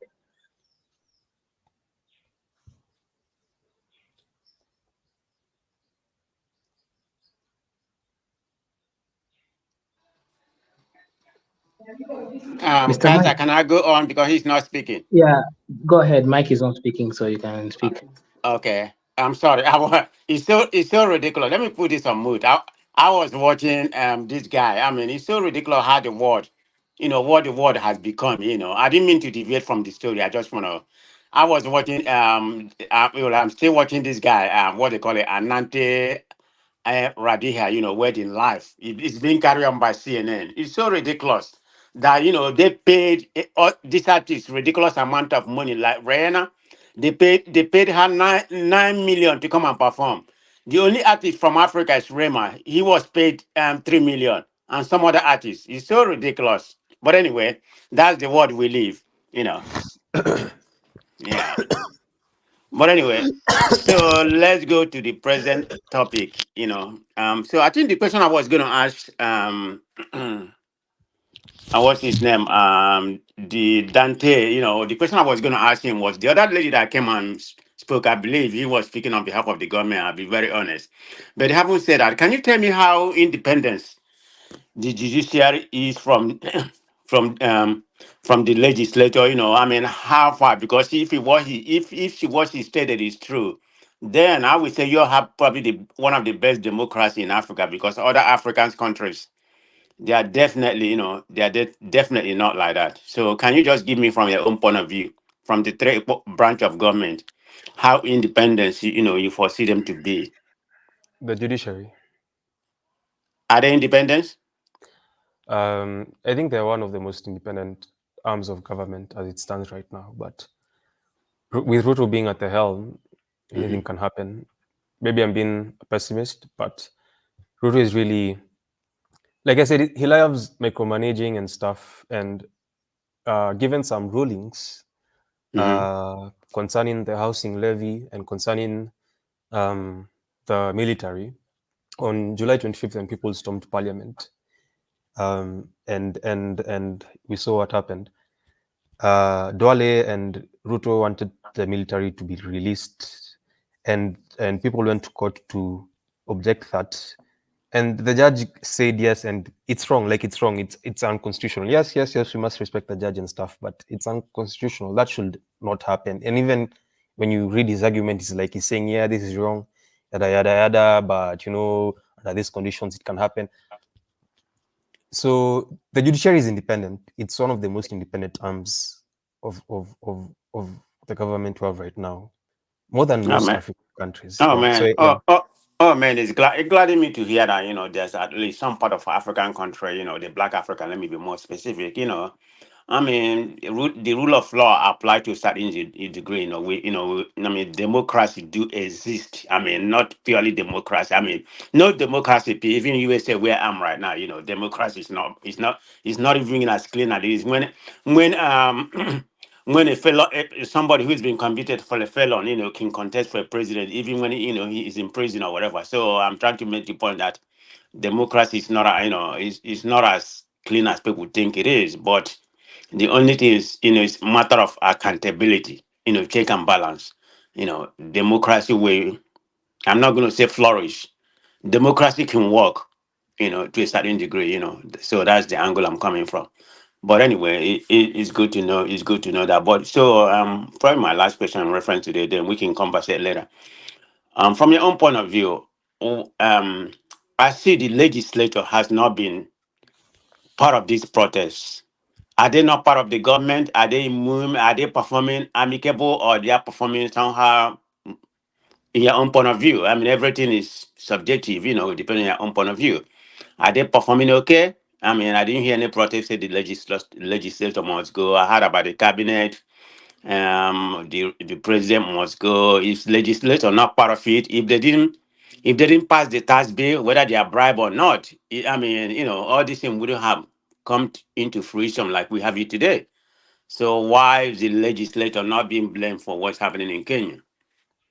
so the people are blaming the legislator, but getting them out of office. The Kenyan legislature, the way it has grown over the years, they have a lot of money, they have a lot of influence.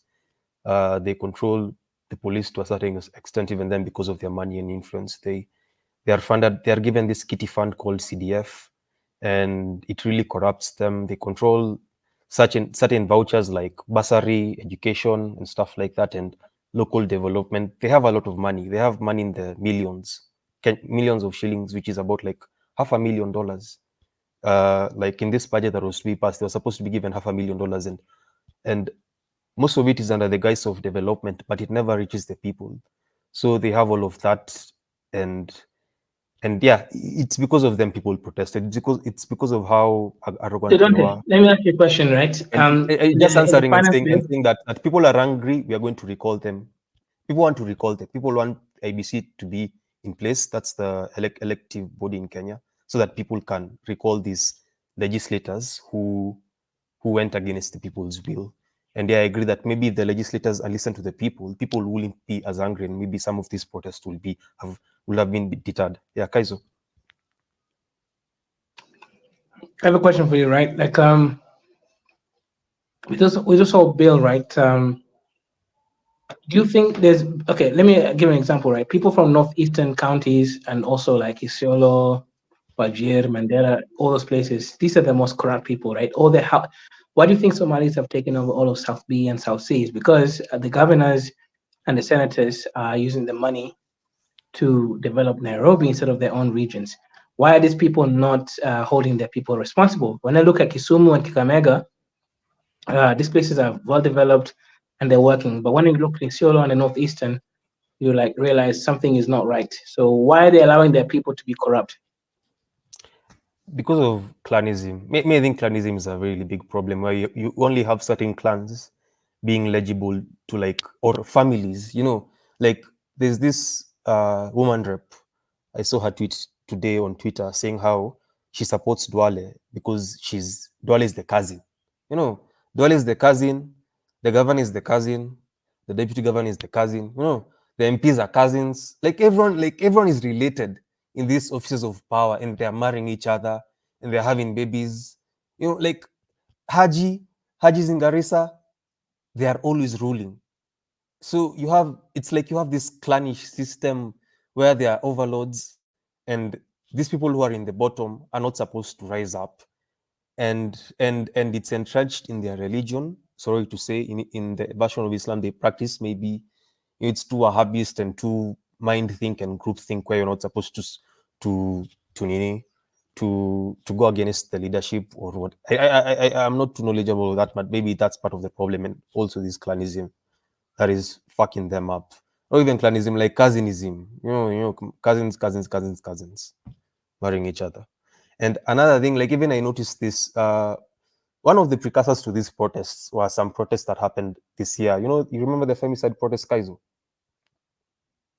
I All of remember, these yeah. all of these counties, like from Turkana, Isiolo to Kisumu, everyone protested. There were protests everywhere except in Northeastern, because it's like they're not really hooked to Kenya like that. They're not hooked to Kenya. So yeah, me, that's what I think. I think clanism is a problem. The way people think and are just taught to respect the Hajis and the Dwales, and no one else matters.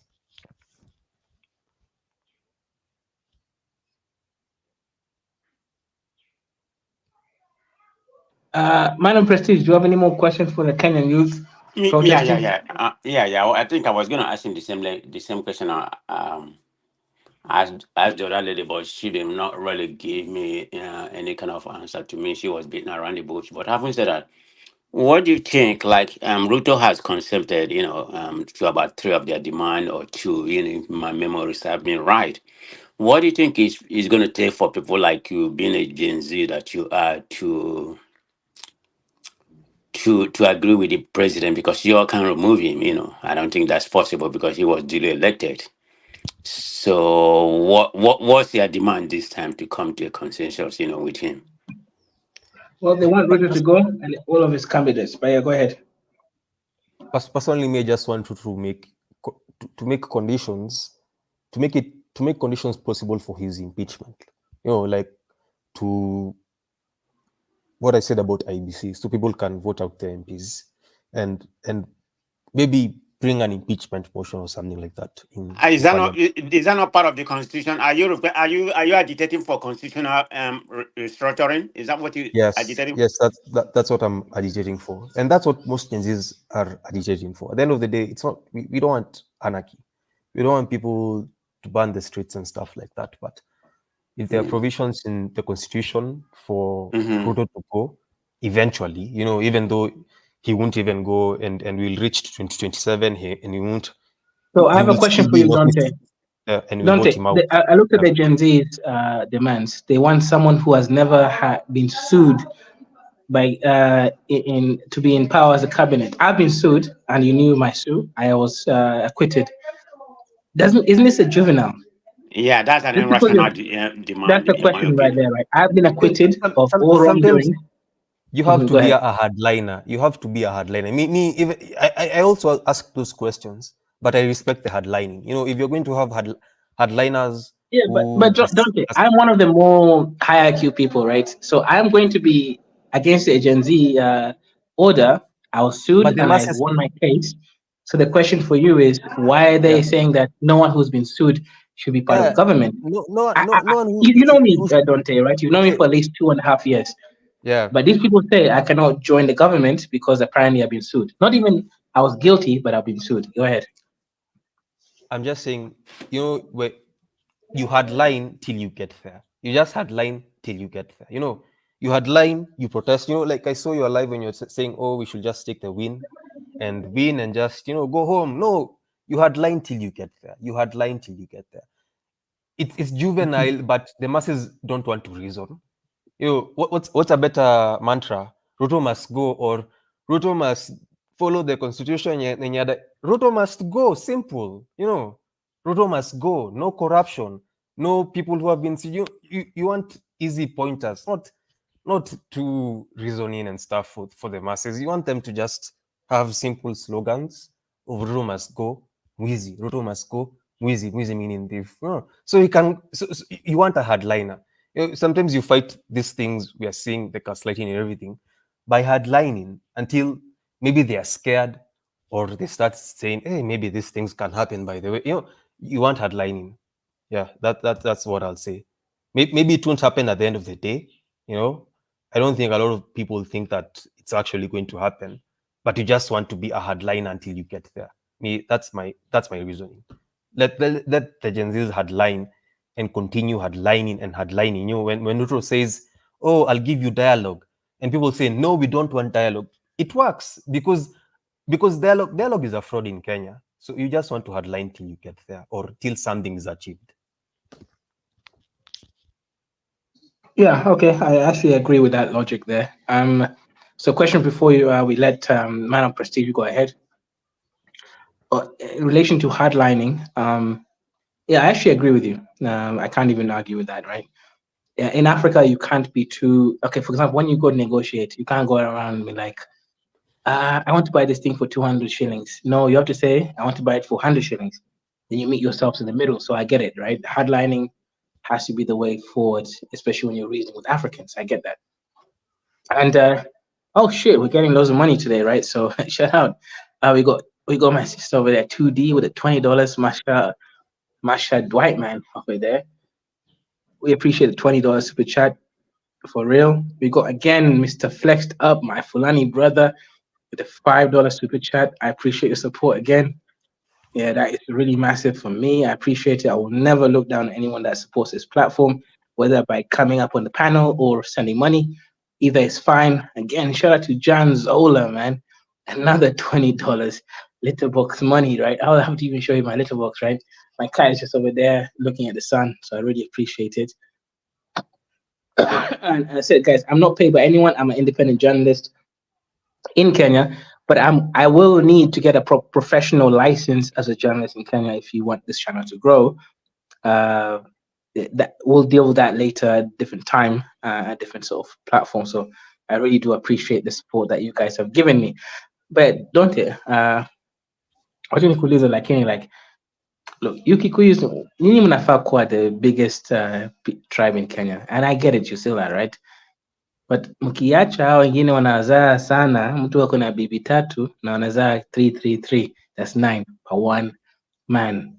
Sasa nini itafanyika kwa hii nchi? Unajua we will just end up going down the wrong path. You guys are supposed to be the last defense of Kenya. That's why I respected you guys. What's going on? I answer that. Mm-hmm. But so context for people who don't listen to SWA. Kazi is talking about the falling fertility rates amongst Kikuyus. A lot of us are not having kids. You're not getting married early. Just Westerners nowadays. But yeah, it's a problem. I agree with Kaiser. It's a problem. But I think we did a lot of the childbearing as a community during post-independence. We had like a population boom.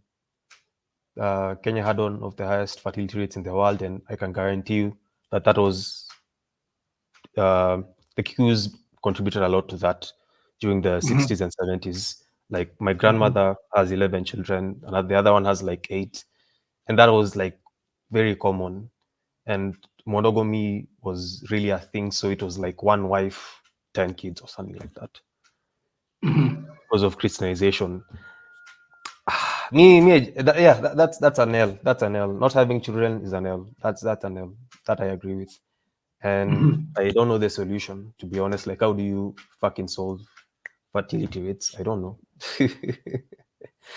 I don't know. Like, I don't know how that will be solved. But I will say that maybe at the end of the day, Kikuyus on average are richer. Like most of my cousins have gone to uni and stuff. I won't even say we are richer. I think we're just more educated and stuff because our parents had a lot of money. Not had a lot of money, but didn't have a lot of children, so maybe had a lot of money to allocate for education and stuff like that. So maybe on average, the average Kikuyu nowadays is doing better than they were 30 years ago. But as a consequence, we are not having kids as many as we will as our grandmothers and grandfathers had. And that's a problem. I agree. That's a problem. That's a problem, especially when the replacement is, no offense, Somalis. When the replacement is not even Somalis from Kenya, Somalis from Somalia. That's a problem. These are not real Kenyans. These are Somalis from Somalia. Yeah. But I will say maybe the Ugandans and Tanzanians and Rwandans and Burundis and Congos are like a mix. It's not only when we're not only being replaced by Somalis from Somalia, we're also being replaced by Ugandans, Rwandans, people from Burundi, people from Tanzania. You'll find them all over in Nairobi nowadays. So sending the what is it called, demographic dividend or something like that to Kenya, I guess, because they don't have jobs there. So Kenya is like the job place, and we don't even have jobs here. So, but maybe, you know, being educated, maybe you don't want to be selling coffee like these people from Burundi, and they are everywhere and they assimilate better. So I think those people will actually replace us better, and they will be considered Kenyan faster than Somalis. Me, that's my opinion. So these Somalis might think they have a head start because they say that a lot. Like they say that verbatim, that they're taking over. You know, the Kikuyus are not having children and stuff like that. But we're really being replaced by everyone around us, not just the Somalis. Okay, can I come in? I have two questions. One of them is going to be mainly politics about Ruto. But the first one, let me ask you because of what you just said. What is the unemployment rate in Kenya? Because it seems like most of the surrounding countries, you know, Burundi, Rwanda, Uganda, and some other countries, you know, Kenya seems to be like a safe haven for them. You know, everybody, you know, coming there, you know, for whatever reason, for employment and other kind of things, you know. Why is that so? I know you all are very developed. So what is attracting, you know, other people, or what are make us some maybe a minimum exodus from surrounding country, you know, surrounding countries coming to Kenya? And what do you think is going to be their influence in the future if this paradigm continue happening? The unemployment rate in Kenya, according to Statista, is 66.86% in 2024. Say that again. 66.86%. It's actually high. Unemployment? Oh Yeah, my God. unemployment. Oh, sorry. The employment rate. Sorry. The unemployment rate is 6.61%. Oh, okay. But You scare me. Okay, but okay, I go ahead and guarantee say what. you, Even my country is not. Go ahead. I guarantee you, it's not the actuality on the ground. People, that's a very low unemployment rate, and that's a problem I have. Like the unemployment rate in Kenya is usually, it's not representative of what's actually on the ground, because the unemployment rate is high. It's very high. Like people in this country right now, people are winging it. Like But let me ask you something before you proceed, because I like to know, some international space. Remember, I told you I'm from Nigeria, so we're not here to talk about Nigeria. We're here to talk about Kenya. So, how? Okay, let's assume. And what you're having data is 6%, but we know in African space that's not true. It's not like America where we have less than 4%. So you can bet that it's even lower than that, because if you want job in this country, you can get it. But but having said that, I don't even believe it. It's kind of a half baked to me. So, but at least if they have that 6%, so you can say maybe 10%, or maybe 15%, which is still good for African standard. So my point is that where is Kenya growing in terms of, because if it is, even at all it's 15%, that's reasonable for African standard.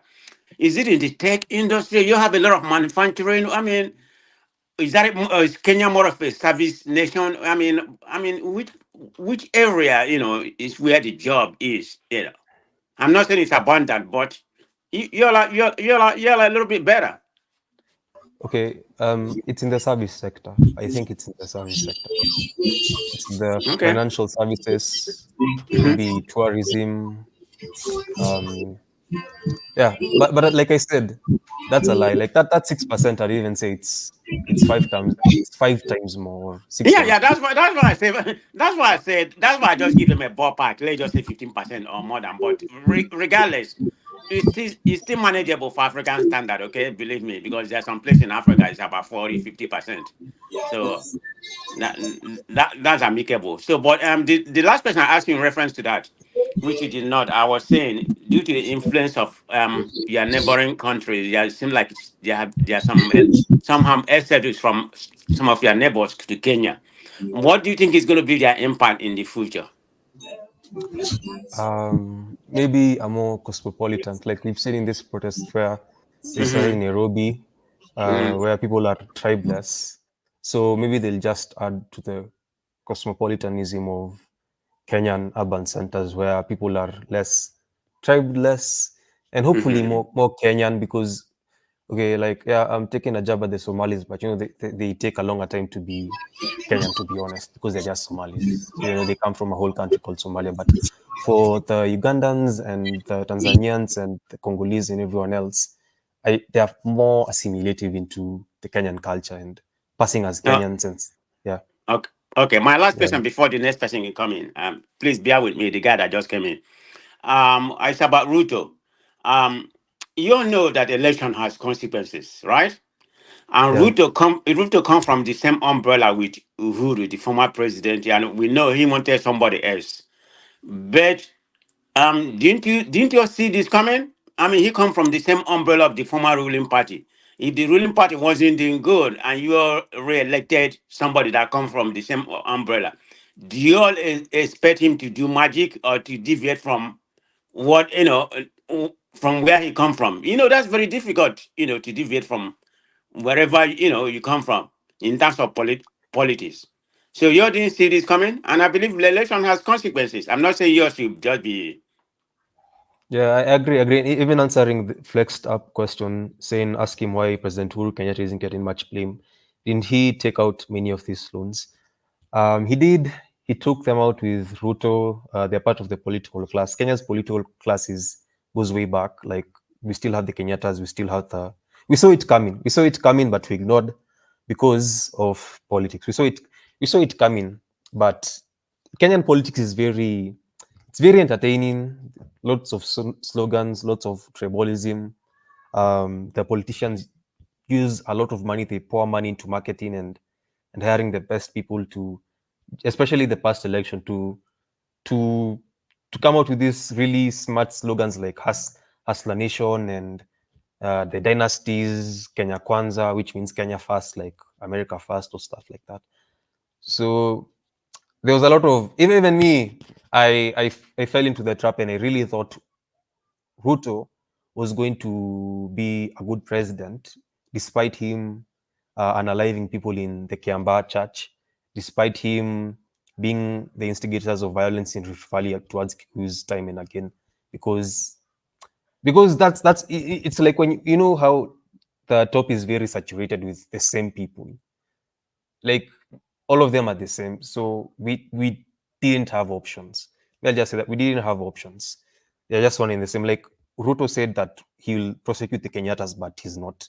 That's actually one of the things we wanted that got him popularity in a place like Central, where he's not a Kikuyu. He said that the Kenyattas have ruined the economy. You know, you Kikuyus are businessmen. Um, I will prop up the economy on your behalf. This kingpin of yours was a blunder, but he comes in, he does the same. So yeah, no wonder people are tired. That's why people are tired, because partly, yeah, we blame ourselves too, because we didn't see past that. And there's also the parent factor. A lot of people are like right now online, the Gen Zs are saying our parents, like, we are not our parents.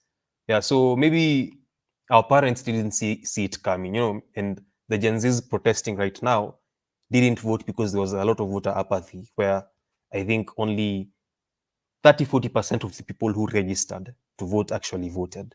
So yeah, maybe the ones who voted, may didn't vote, didn't see it coming, but maybe the people, yeah, didn't care to see it coming, who didn't vote. But yeah, now we're trying to do something different. Hey, are you in Kenya now? Yeah, I'm in Kenya. Huh? Yes, yeah, I am. What's the weather like? I'm just curious because I see over there you wear a lot of jackets, particularly during the summer. We're in summer in US right now. It's very hot, almost about 100 degrees. But it seems like during the summer, maybe I don't know, maybe beginning in June. I want you to correct me. I like to learn. Your weather seem to be a little bit cool. Your weather, is it the same like South Africa? It's not as cold as South Africa. South Africa gets to the negatives. Oh, okay. Kenya doesn't get, or like close to the zeros and stuff, but Kenya is just, it's temperate. It's like spring.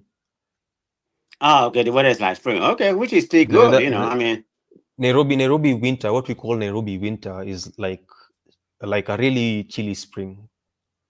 Ah, okay, more of Chile. Okay, which is Yeah, good. just Yeah, like because yeah.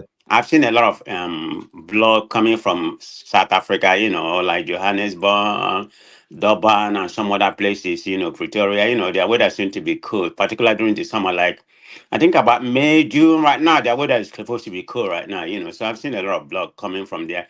Even when the Yeah, for World Cup context, was. mhm. For context, Mhm, Mana Prestige, Kenya, mhm. Nairobi and Addis Ababa in Ethiopia are the same temperature.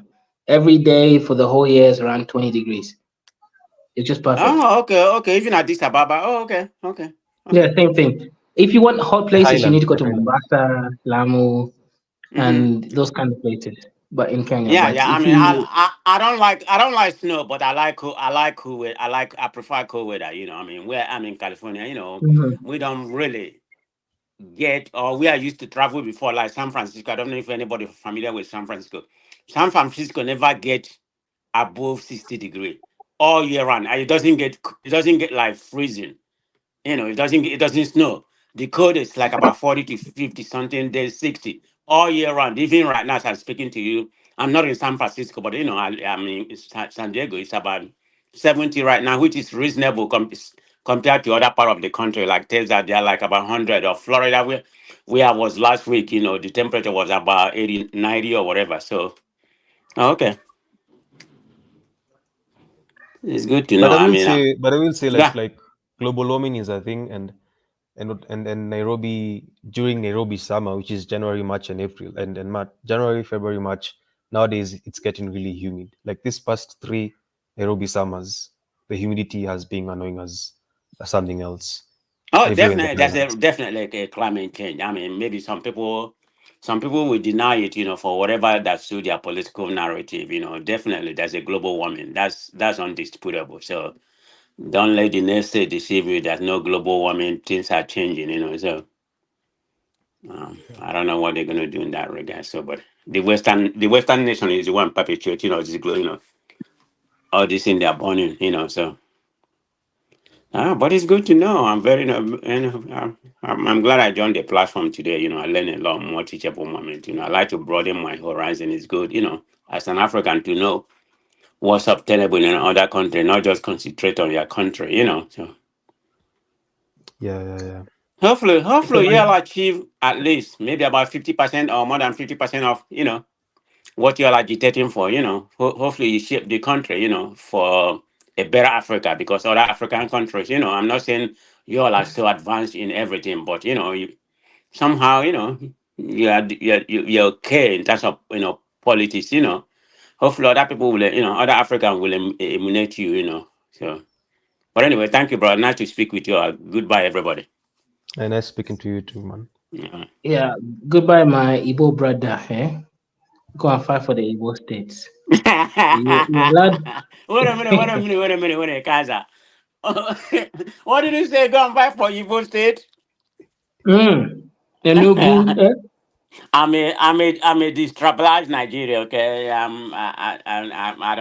don't believe in any kind of regional section. I believe what is good for Nigeria. I mean, I'm from that part of country. I'm not gonna, I'm from the eastern part of the country, but I don't believe in any sectional. I don't like to use the word tribal. It's kind of a bad word in my vocabulary. But anyway, thank you very much, everybody. Yeah, please. So Dante, okay, I tried to speak to Gen Z the other day, but I couldn't get a specific end goal. What is the end goal? Is it just Ruto going? Okay, if Ruto goes, fine. But if Ruto goes, we have either the Chief Justice, Martha Karua, as the new leader, or the KDF. Is that really a preferable place than having Ruto? No, it is not. But I think there'll be fresh elections within like 3 months or stuff like that. So Oh, okay, you believe that? yes, I believe that because like it's happened before where the judiciary, you remember in 2013, 2017, where I Okay. voted twice. Oh Like yeah, it I was my remember. first time voting and I voted twice because the elections were nullified and Mhm. Ruto and Uhuru won, but because there were people contesting the elections. They were saying the process is not right, and the judiciary said, "Okay, these people have a point. You guys won, but you didn't want it right. So go back to the ballots." People went to the ballots and they voted. So maybe it can happen because it's happened before. Okay. Yeah. And their systems. So we're not like this. Okay, when when the politicians say we're going to make this country ban, we're not Sudan. No offense, we're not Palestine. Like we're not these countries. We're not Somalia. We have systems in place, even though they don't work Yeah. all the way. No, I agree. I agree. Kenya is not a shithole country like these other African countries. That one is pretty clear. Okay, so again, as I said, right, you're one individual, but for this Gen Z movement, what else do you want apart from Ruto going? Okay, fine, Ruto goes. How are we going to make sure we don't have a corrupt person? Because as it stands, most Kenyans are corrupt. Most Kenyans, the moment they reach power, they think, okay, I have to IBA, I have to steal in order to, feed my family. So how do we make sure that we don't have thieves in power again? Because that's one thing to sort of stand on. By having a meritocracy in place or stuff like that, just having people who should be there. Like today, there was this interview on Citizen TV, and there's this comedian called Eric Omondi, and he's Eric saying Omondi. how Eric Omondi, Okay, and I he's know saying Eric how Omondi. we want the boda bodas and the mama mbogas, watu wa mkono laborers in parliament, course, in government right now. And people online were calling him out and saying, no, we don't want those people. We just want people who should be fair. I don't know how widespread such sentiment is, or like on Twitter, like do people on the ground think like that? I don't know. But at least on Twitter, that's how people think. On Kenya Next, that's how people think that it should be competent people. Like even when this government people start to hijack the movement. Yeah, there's no point talking to Mama Bogas or Boda because you just give them some small change, they're going to be happy. We need people who can look at the whole economy as a whole, not just their own sectors. Yeah. Yeah, and they know what they're doing, and yeah, we just having competent people and the movement not being hijacked. I think when you say what happens, what do we want? I think the most important thing is the ethos of how the movement started out and how it has panned out until now. It's like it shouldn't be hijacked by people who want Gen Zs in power. Like you see people in parliament saying, "Oh, these Gen Zs have done so well. We should give them positions." Like people on Kenya Next are saying, "No, we don't want those positions. We just want competent people." That's the general sentiment right now. People just want competent people, not just even Gen Zs to be given the jobs. No, competent people. So if that whole sentiment can be embodied towards the end, then maybe this movement will work. Oh, okay, I see. So, okay, to be honest, I'm not really against that because, as I said, right, most of these cabinet now the Gen Z also want to reduce the number of parliamentarians, right? They say that 400 plus 400 people is too much for a small country with only 50 million population. Do you agree with that? Do you think that we can reduce the number of, in fact, dissolve parliament, only utilize the senators and the governors? Do you agree with that? I do, and there was a certain movement called Punguza Mizigo that wanted to achieve that. But this process of recalling, like when people want to recall their MPs, they need to collect signatures, but they failed in the signature collection phase, where but it's achievable, and people should look into that. But it will take a constitutional amendment, and me personally, I'm for things that follow the constitution. It shouldn't be Ruto doing it. Like one of the things that really angered me with his speech on Thursday, or it was on Tuesday, when people stormed Parliament, and he came and called people traitors, and was criminals. talking like criminals. He was talking like it was an insurrection. And maybe it was, and then he said he will provide a framework. I will provide a framework.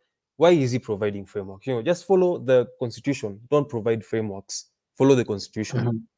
That's what should happen. Like even when people propose these things. But from my own watching, it seems like Ruto didn't really know the constitution until recently. Yeah. Honestly, that's something that became apparent. Yeah.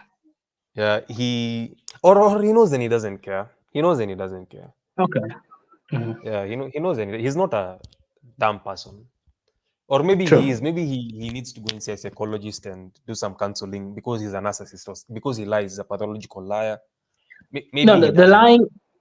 lying, I get it, right? I've seen it. But is it really lying if someone changes their mind? It's just that he doesn't explain his change of mind. Yeah.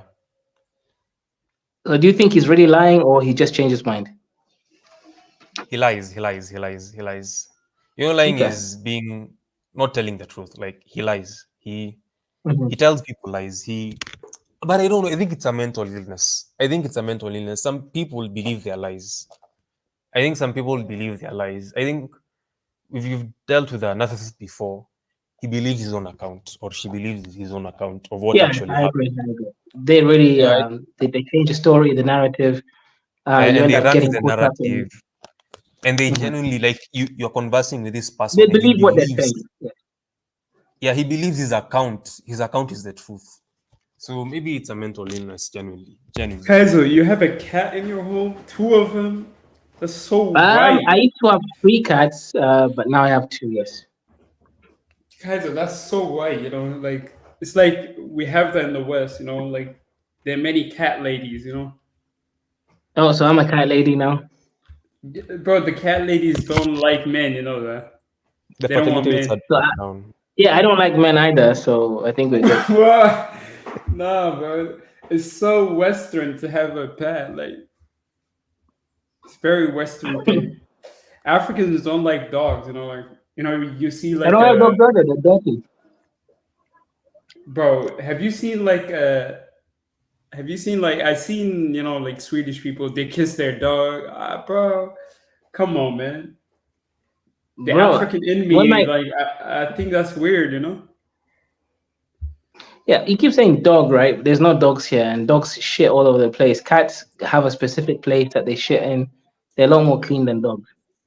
No, I think pets are all the same to me, bro. It's very Western thing to have a So I have a pet. question for you, Dante. Right?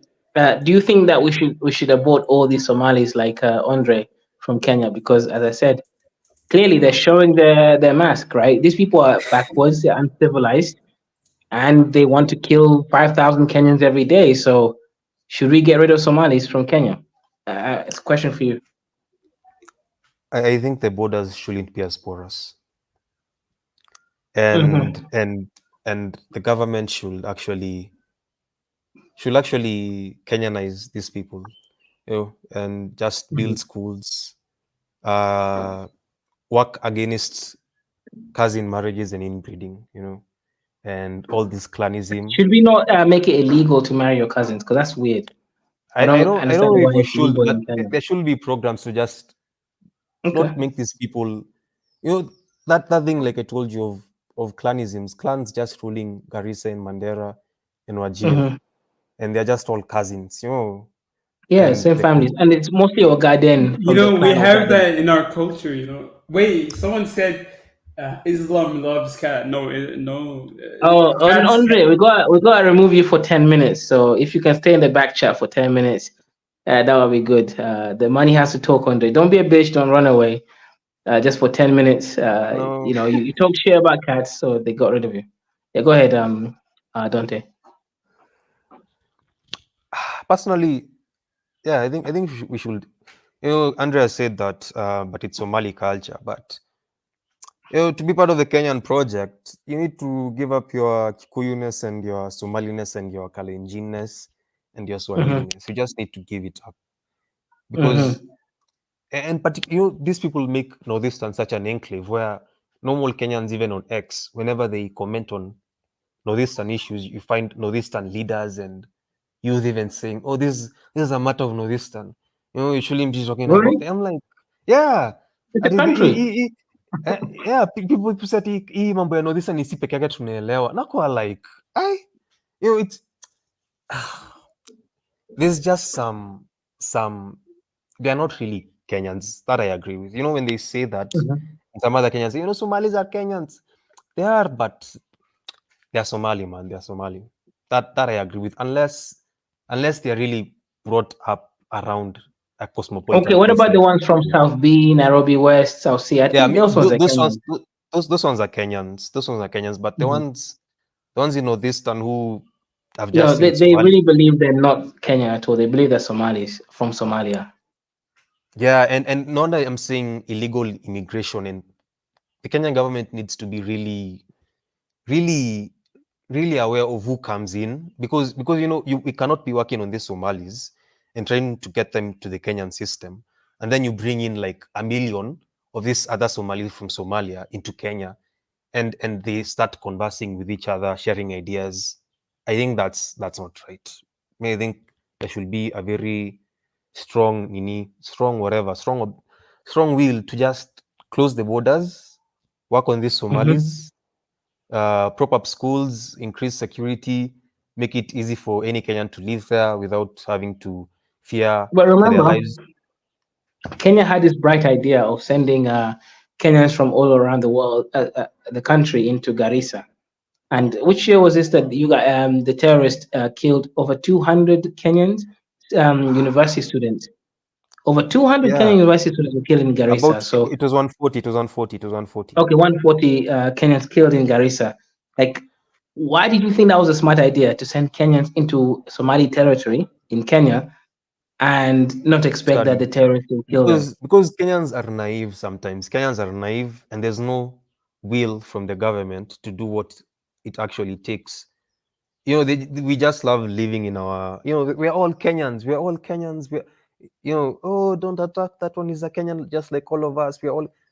Some people are more Kenyans than other Kenyans, and it's good to I just agree. acknowledge that, even in terms of marginalization. We am Kikuyu. I won't lie. Places like Nyeri, you cannot compare a place like Nyeri to a place like Garissa. A place with running water, electricity all the time. You cannot compare that to a place like Garissa. So, sending people like that to a place where people have never seen, not never, but they might have some prejudice informed by Al Shabaab or whatever who's coming outside. That wasn't too wise. And sometimes Somalis also need to think. They need to realize that they're in some bondage, because you find that Garissa University has never developed. You find universities started around the same time like the Dan Kimathi University are having amazing engineering programs right now, producing one of the Oh, best yeah. So let me ask you a question engineering though, students. Dante, right? I have a PhD in material science. I've published in materials in, what was it? Wait, 1 second. What's the name of that research paper? Advanced materials. That's basically 0.00001% of all scientists, meaning I'm pretty good in science. Okay, I've not applied, right? But do you think if I applied for Dedan Kimathi as a Lecturer. some kind of regional head of that microchip company, they'll give me a job? I doubt it. They're giving a bunch of women jobs. 70% of the employees are women. I know why they're doing it, because of money and the Western. This is why I have to say there's some Western puppetry going on. Why 70% of a material science department women? That does not make sense scientifically or logically, right? Most students are going to be men. So why are they giving it to women? And two, if I applied as someone who's actually qualified, I've shown my competence, I doubt they'll give me the job. So how do you remove this nepotism that's going on in Kenya? I actually saw that video, and yeah, ulikuwa na bonga sense. You talked a lot of sense. Because it makes no sense when this is an engineering institution, Yeah, which has a lot of men. it's But mostly it's only 90% of women. engineering in Kenya is men. So if you employ 70% women, it means most of those people are not competent, because these are going to be the C class and D class students. It is just basic math. But wait And first. and the thing is, you find that, as in, every time I've been following the project, and every time I log into the website, like, nothing is being said of what they're Nothing is manufacturing. happening. I'm like, What it's if they just could- women. What if they could pay the women less and make more in the bottom line? You think that's an No, angle? they have to pay them the same amount, because of, like, Kenya has an affirmative action law, so they can't pay the women less than the men. This is just a weird thing where they're trying to please the Westerners. Because I thought about it, right? Like I said, I have a PhD in materials physics. I have published in advanced materials. That's 0.00001% of all researchers in the world. I know if I apply for the job, I'm not going to get the job. but these people are just 70% of an engineering in nanotech, freaking microchip, the only microchip company in Africa, 70% of women. That's insane. Because There's not even that many women applying for these courses. Compared to like a company like Gearbox, there's another company similar to that called Gearbox Manufacturing. I don't know what they're manufacturing, but it's not microchips, but it's something similar, transistors or something. And it's all men. It's all men. Like when you watch the interviews, it's all men. So you wonder, like, what's the disconnect between that and Dedan Kimathi? Yo, Brandon, click the link. And also, if you're there, Brandon, I can meet you up probably this week or tomorrow. It'll be good to kind of do some business again. MashaAllah, I appreciate the support. Yeah, I can meet you up tomorrow if you're free, Brandon. Or you can even come over right now. About to record some videos for Ike with one of our employees, the Masai girl, right? So, MashaAllah, my brother, man. What's good? What's good? Can you hear us? Yeah, I can hear you. Nah, Can you that's hear me? dope. Yeah. So Dante, usiende mahali kidogo. People seem to like you today. Plus wananipea pesa, so usiende mbali. They actually like you. Shout out to 2D for $10 super chat. Masha, white woman, man. Oh no, mixed woman for the $10 super chat. I really appreciate that. Pardon, oh yeah, Andre's back. Shout out to Andre. She wants to bring back the Somali. Let's go, man. Take the high warrior. What's good, my brother? I'm good. Thank you, 2D. You know, the African wouldn't put me in jail. You know, thank you. The girl feared me. Thank you. Yeah, so Brandon, am I gonna meet you tomorrow or when are you free? I don't know. Okay. Yeah, I'm free tomorrow. I ain't doing nothing. Tomorrow, fine. I'll come over tomorrow. We'll do some videos. By the way, I'll bring over Masai girl. I want to do business, my brother, man. I tried to do business with you before, but you acted a little bit sus. You know, you disappeared a little bit, but you know.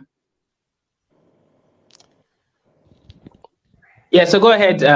What's your thoughts on the Kenyan youth? You're muted or something. We can't hear you. I muted myself because I was talking. I don't have any thoughts on the Kenyan youth. I mean, it looks peaceful to me as far as I could tell. I'm chilling. I just think that what they want is impossible because ultimately the Kenyan youth, I was just talking about this to a dude on the plane. If you take loans, you have to pay them back. So we were talking, actually I was talking about this to the guy in my car in the Uber. You know, Uhuru is the one who took all these loans and Ruto is the one who's being basically blamed for it. And ultimately, I just think it's another tactic where black people are falling for the banana and the tailpipe trick. Think about it. Is it really Ruto who's to blame, or is it the members of parliament who've been there 8-10 years under both presidents who agreed to take these loans? And now to me, it's like they're letting Ruto take the downfall for it. It doesn't really make sense. People are blaming Ruto, a guy who's been in office, a year and a half? What about your MP, who's probably a member of your tribe, who sold you out 8 years ago under Uhuru Kenyatta, and you're just acting like that never happened? You know what I mean? People are blaming everyone. I feel like but you can't blame you can't blame a president who's only been around for a year. Ruto has been around since 1992 during KANU. He's was part he a of member? The political class. He was a member of parliament. After being a member of parliament, he became vice president. He was a CS, a cabinet secretary. He was vice president. They stole Eurobond together. They stole the loans together. The reason why he doesn't want, and when he came into power, like I said, one of his promises was he was vilifying the Kenyattas and the Mois and saying, this political class has been part of your problem and we are going to take them out. We are going to take them to court. They've stashed all this money abroad. And we wanted him to do that. He hasn't done that. And Kenya's not... because he, at the end of the day, at the end of the day, Kenyans are just like every other group of black people on the planet. You guys want to ignore the facts to go with what you want to believe. Yes, he understood that the Moys and the Kenyatas were screwing you guys over, but then he realized you guys don't care. Anyone who comes to Kenya and thinks that Kenyans care about, like, oh, well, some of the newer generation, but for the most part, if you're a Luo person, you love Raila Odinga, F everybody else. If you're Kikuyu person, you love Uhuru Kenyatta, screw everybody else. Ruto is just old now. He's old enough to realize that these people are going to stay tribal for the next 10, 20 years where it matters. Because if you guys don't understand that the problem with this country lies in the parliament, then you're missing the How do we not mark. understand that when we stormed parliament? We literally stormed parliament and But I chased the don't hear anybody parliamentarians away. I don't hear anyone screaming for dissolution of the parliament. I hear everyone We are talking about saying getting that. rid of We are saying Ruto. that. Are you listening? Are you listening? All Are I you hear is listening? people saying get rid of Ruto. When I went downtown, all I saw is signs that said Ruto must go. Not a single sign about the parliament. Don't lie to me. I'm here right now.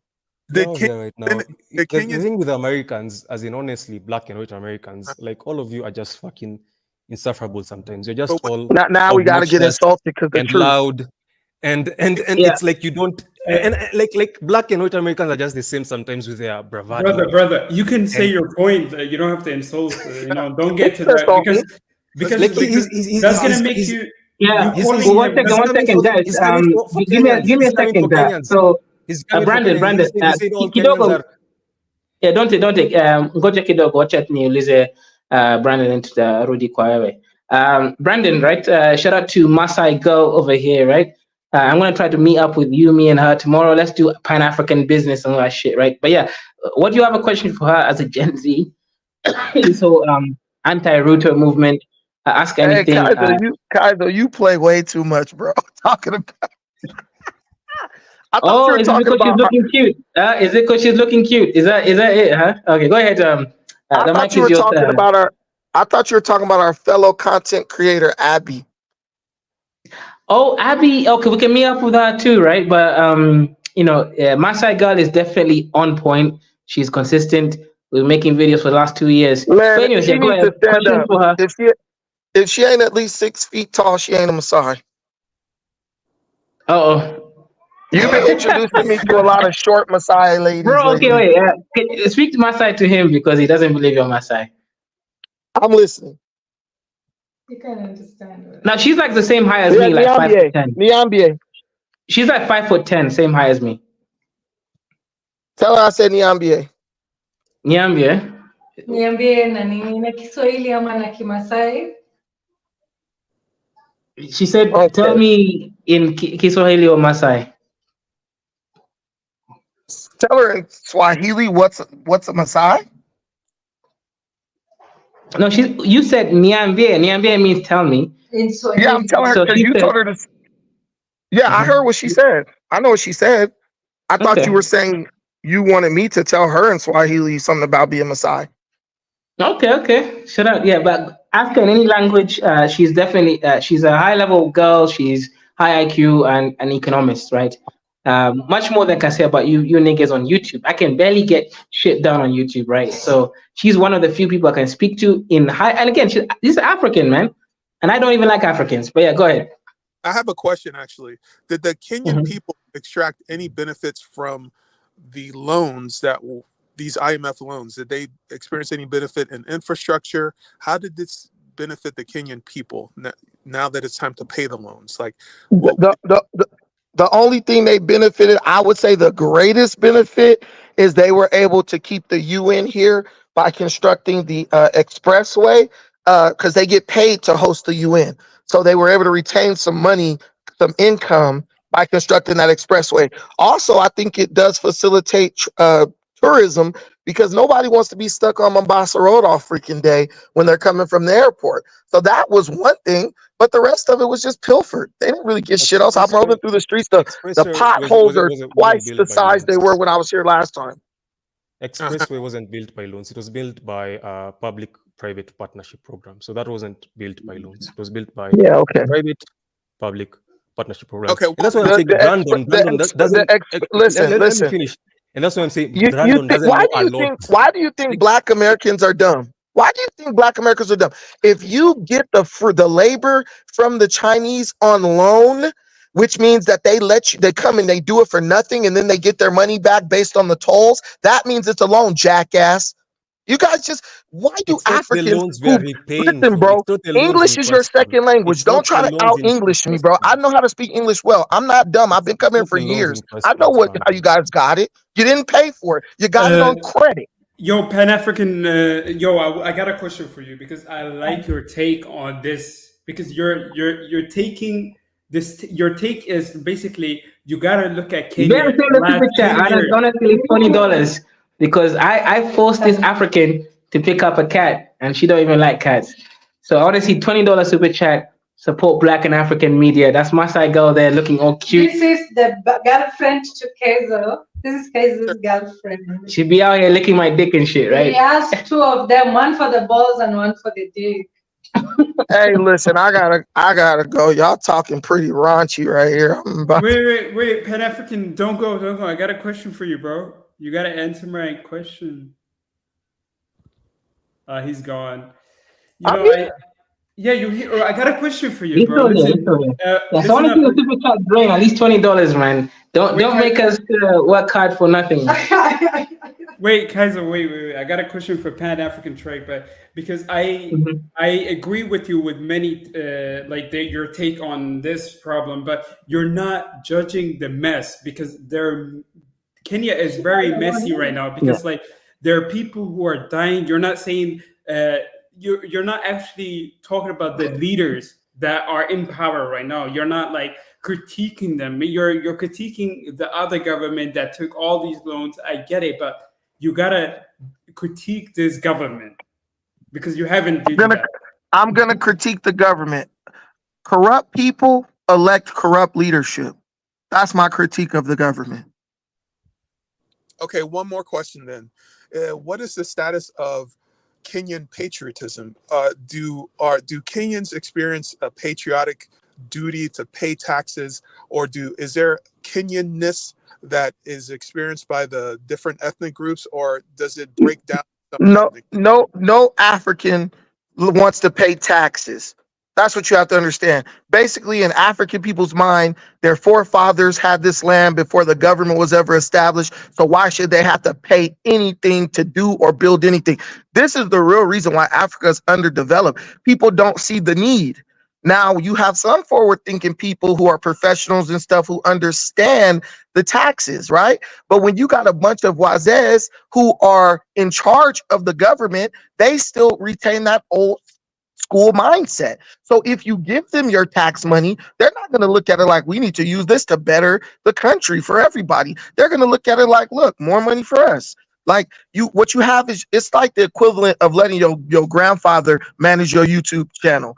It's not going to work because there's a disconnect there. So the people who are forward thinking aren't in the government. Look at who you're talking about.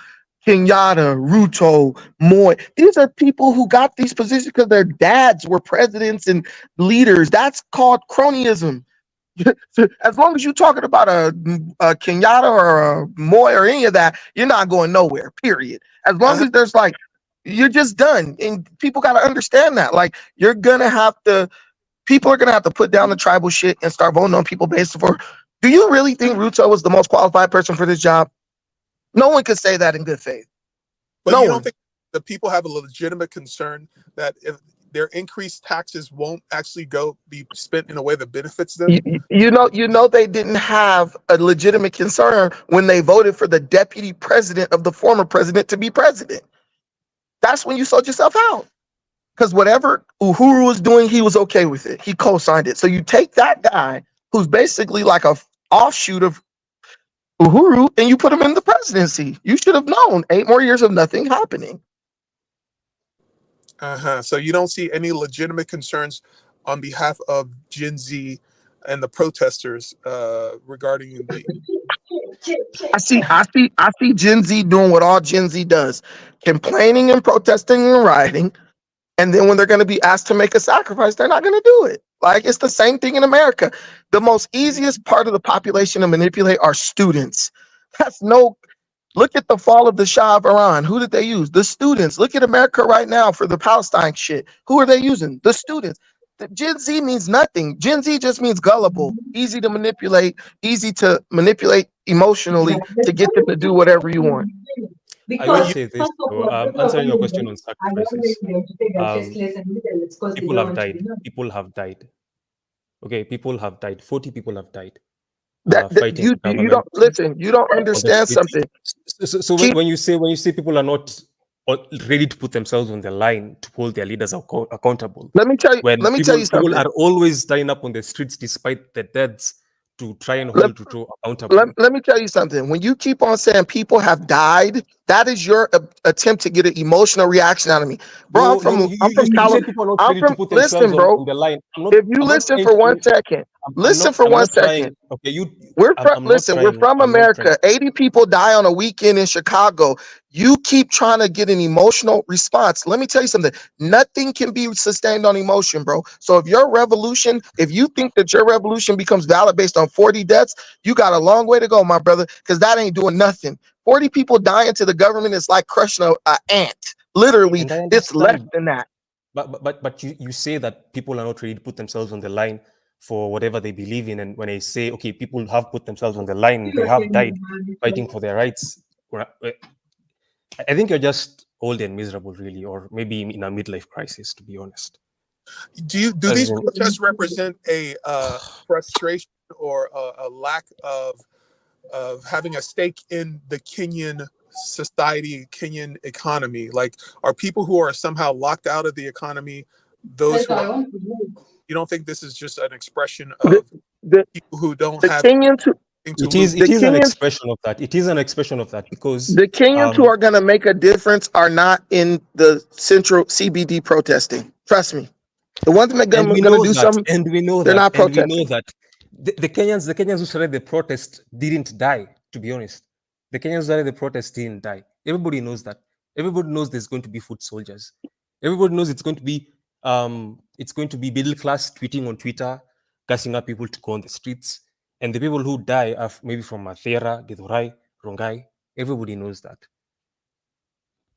The Everybody on thing, Kenyan Twitter knows the people who got into parliament didn't tweet shit. They just got into parliament. what you guys have to understand is the taxes are going to come. And What we know people, that, and we know that, yeah. and we are ready to pay them. But one of the things that really infuriated people was the fact that our members of parliament, the ones Brandon are saying we're not angry at, were flaunting their wealth on TikTok, on Twitter. There are children graduating from these high-end schools, and then they come and tell us, okay, you pay the taxes while we continue to loot. It makes no sense. Like, I see all these points from everyone that taxes have to be paid. Yes, taxes have to be paid, but what happens to the looters? What happens to everyone else? What happens to the political class? What I'm telling you is, why did your members of parliament vote to put taxes on daily essentials, maize, You and ask things them, that like, are people you need? following? Are you asking those Kenyans you're interacting with the right Those questions? are the people you Like, guys why are need you to asking say, me? How do you not know that? And because you put out yourself to be an because expert when you on Kenyan because politics. when you listen, the question was rhetorical, because when you voted for them, did you know what type of people you were voting for?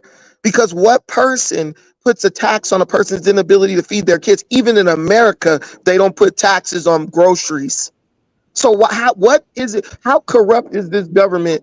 Well, let me not call it corrupt. How ignorant are Kenyan people to accept a situation where they're taxing Are we commodities, accepting? Have and we you guys accepted? accept? They You withdrew guys the did they accept the withdrew the tax on bill. They maize. withdrew the bill. You They withdrew the they bill. did Have you accepted it? they did the They're not tax corrupt. on maize months ago. They withdrew the bill. Sorry, They hello, withdrew the can you bill, hear me? Brandon. They withdrew Hello, the bill. They did sorry, not accept it. Kaizo, are you there? Kaizo, Yes, I'm here. can you change the spelling of Gen Z? Is J is just spell it properly? Oh, So that Jetsi. Okay, yes, so that's that fine. people, I'll yeah, change it. because I the shout out to. algorithm can then Hey pick it up Kazo, and I gotta go start a show. spell, I'ma spell holler it at you. properly everywhere. Okay, I'll see you later tomorrow. And I All right, peace, appreciate the bro. support from Ike Ogiamien over there, dropping 100 Salute, over Brent. there. Yeah, shout out to Ike. MashaAllah, my brother over there, man. Get rest of you, Dusty, send even $1 or $2. I appreciate the support. We are the Gen Z. Well, I'm actually millennial, right? But it is what it is. Hey, So appreciate it. Kaizo, I had a question for you actually. Does Yeah, go Ruto ahead. does Ruto's legitimacy as president, in some sense, require Gen Z to buy in to his administration or his tax proposal? Like, in what sense is he beholden to Gen Z to be a legitimate president of Kenya? Simple. Ruto wants to have a two-term presidency, so he has to cater to these Gen Z demands at least enough to show change in the economy, so that he can be re-elected. At the end of the day, Ruto is not stupid, so that's why he's beholding to all these demands, right? You go to Uganda yesterday. Someone talked negative about Museveni. He was in prison. He's now in prison for 6 years. Yeah, I saw No that. real judicial difference. Rwanda, Uganda, countries. These are shithole countries that don't even have, judicial independence. So whatever the president wants, they get. So Ruto is playing with the Gen Z, I believe, because he wants to be reelected in 2027 in August, when the elections are going to happen. So Ruto is playing everyone, which is fine. I get that, and I actually respect that. But I just want to make that clear. He did not have to listen to the Gen Z's request. If this was his final term, there's no way he would have done it.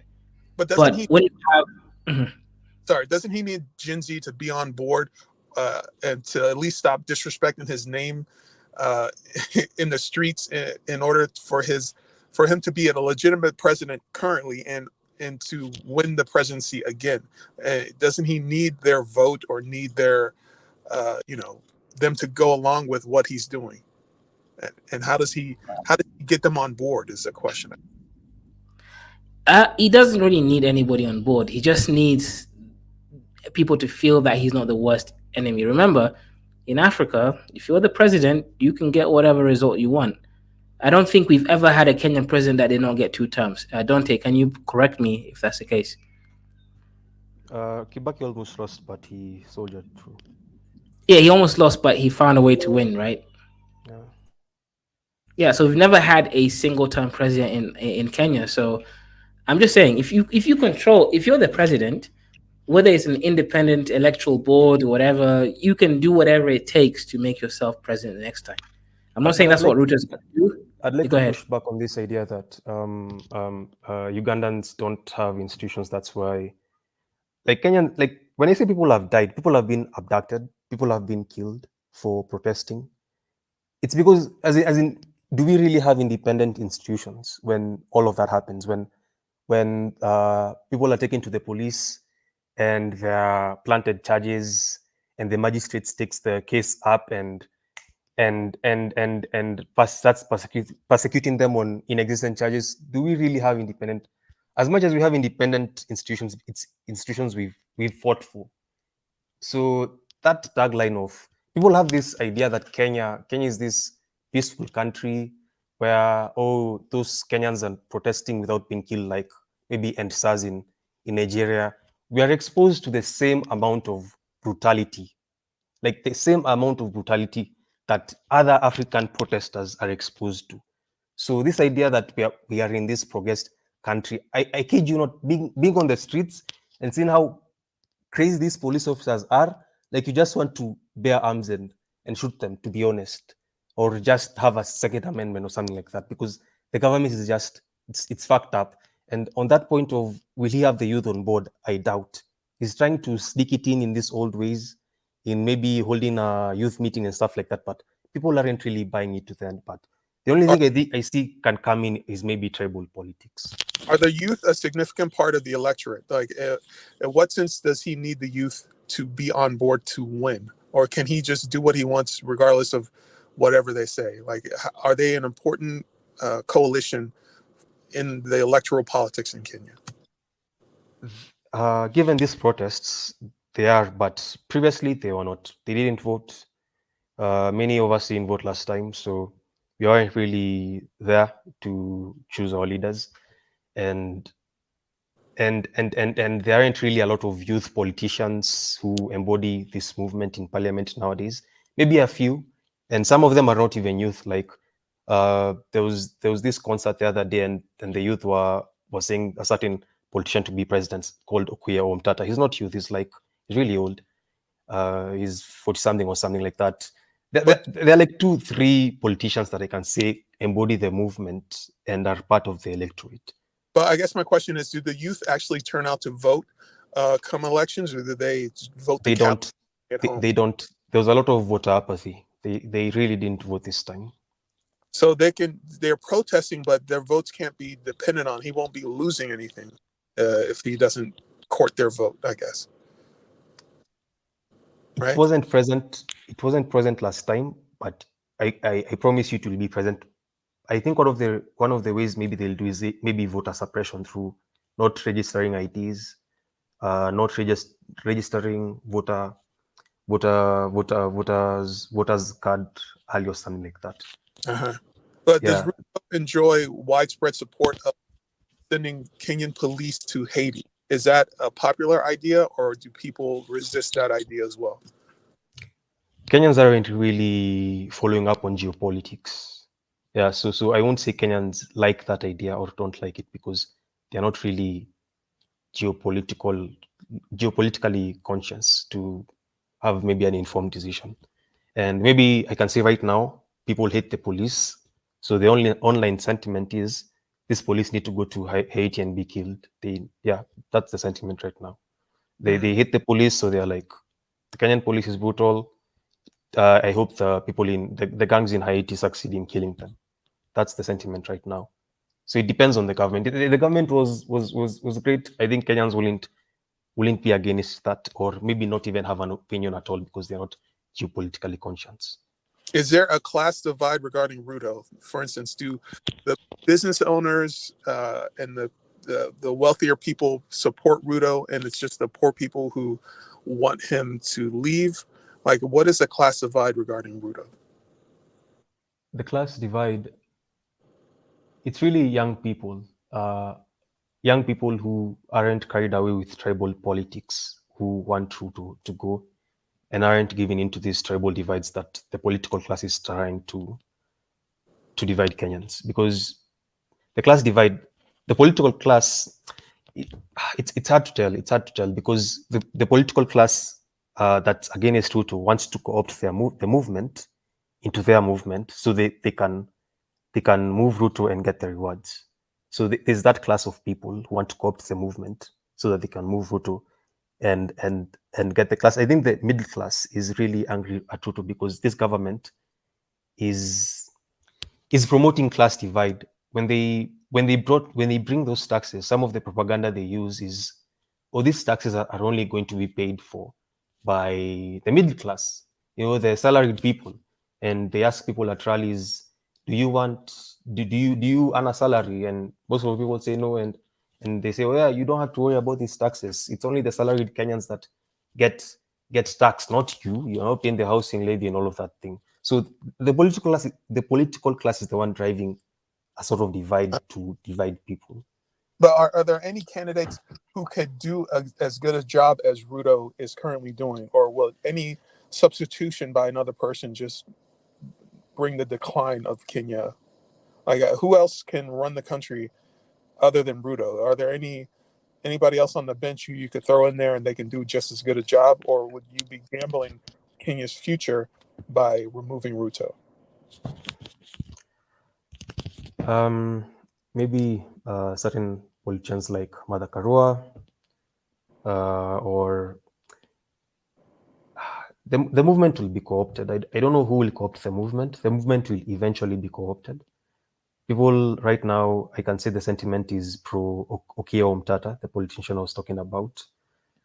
I don't know if it will turn to Mother Karua, but I will say it's just uncharted territory. That's what I will say. The movement presents itself as tribeless and leaderless.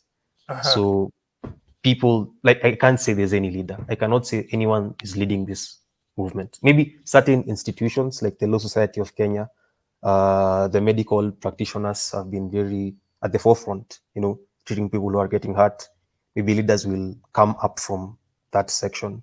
So if removing Maybe Ruto, there's this Law Society of Kenya president who's being very active in getting people out of court.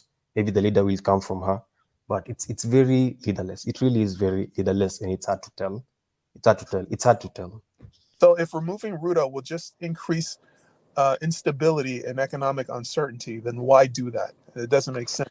It seems like you would be damaging Kenya and its future to remove Ruto. So just you got to figure out a way to get these on board, throw out some concessions, but it's got to move forward, with Ruto. Okay, but it was bound to happen. Like life was getting unbearable. The taxes are increasing, and although the taxes are directed towards the middle class, like everyone's bearing the brunt. So instability is going to come. I don't think it's like I don't think Kenyans can just sit and not be stable and not cause a ruckus when things are the way it is. It was bound to happen. Like there are even some of my tweets on Kenyan X and my friends in real life. People are predicting that people will go to the streets. Like there's no way all these taxes will increase and people will keep the peace. So that's a requirement. Like you're asking too much of people to be at peace when there's so much injustice. It just can't happen, and the political class is still enjoying their perks, visibly to us and flouting. It doesn't make any sense. I But understand that you want the peace, but it's hard. It's hard to keep the peace. It's really hard to keep the peace. This was inevitable from 10 years ago when they started binging on the loans. But do you yourself, do you want Ruto to stay or do you want him ousted? I want him to make conditions. I want him to be pressured to make conditions that will make him be ousted in future. I want him to reconstitute IEBC.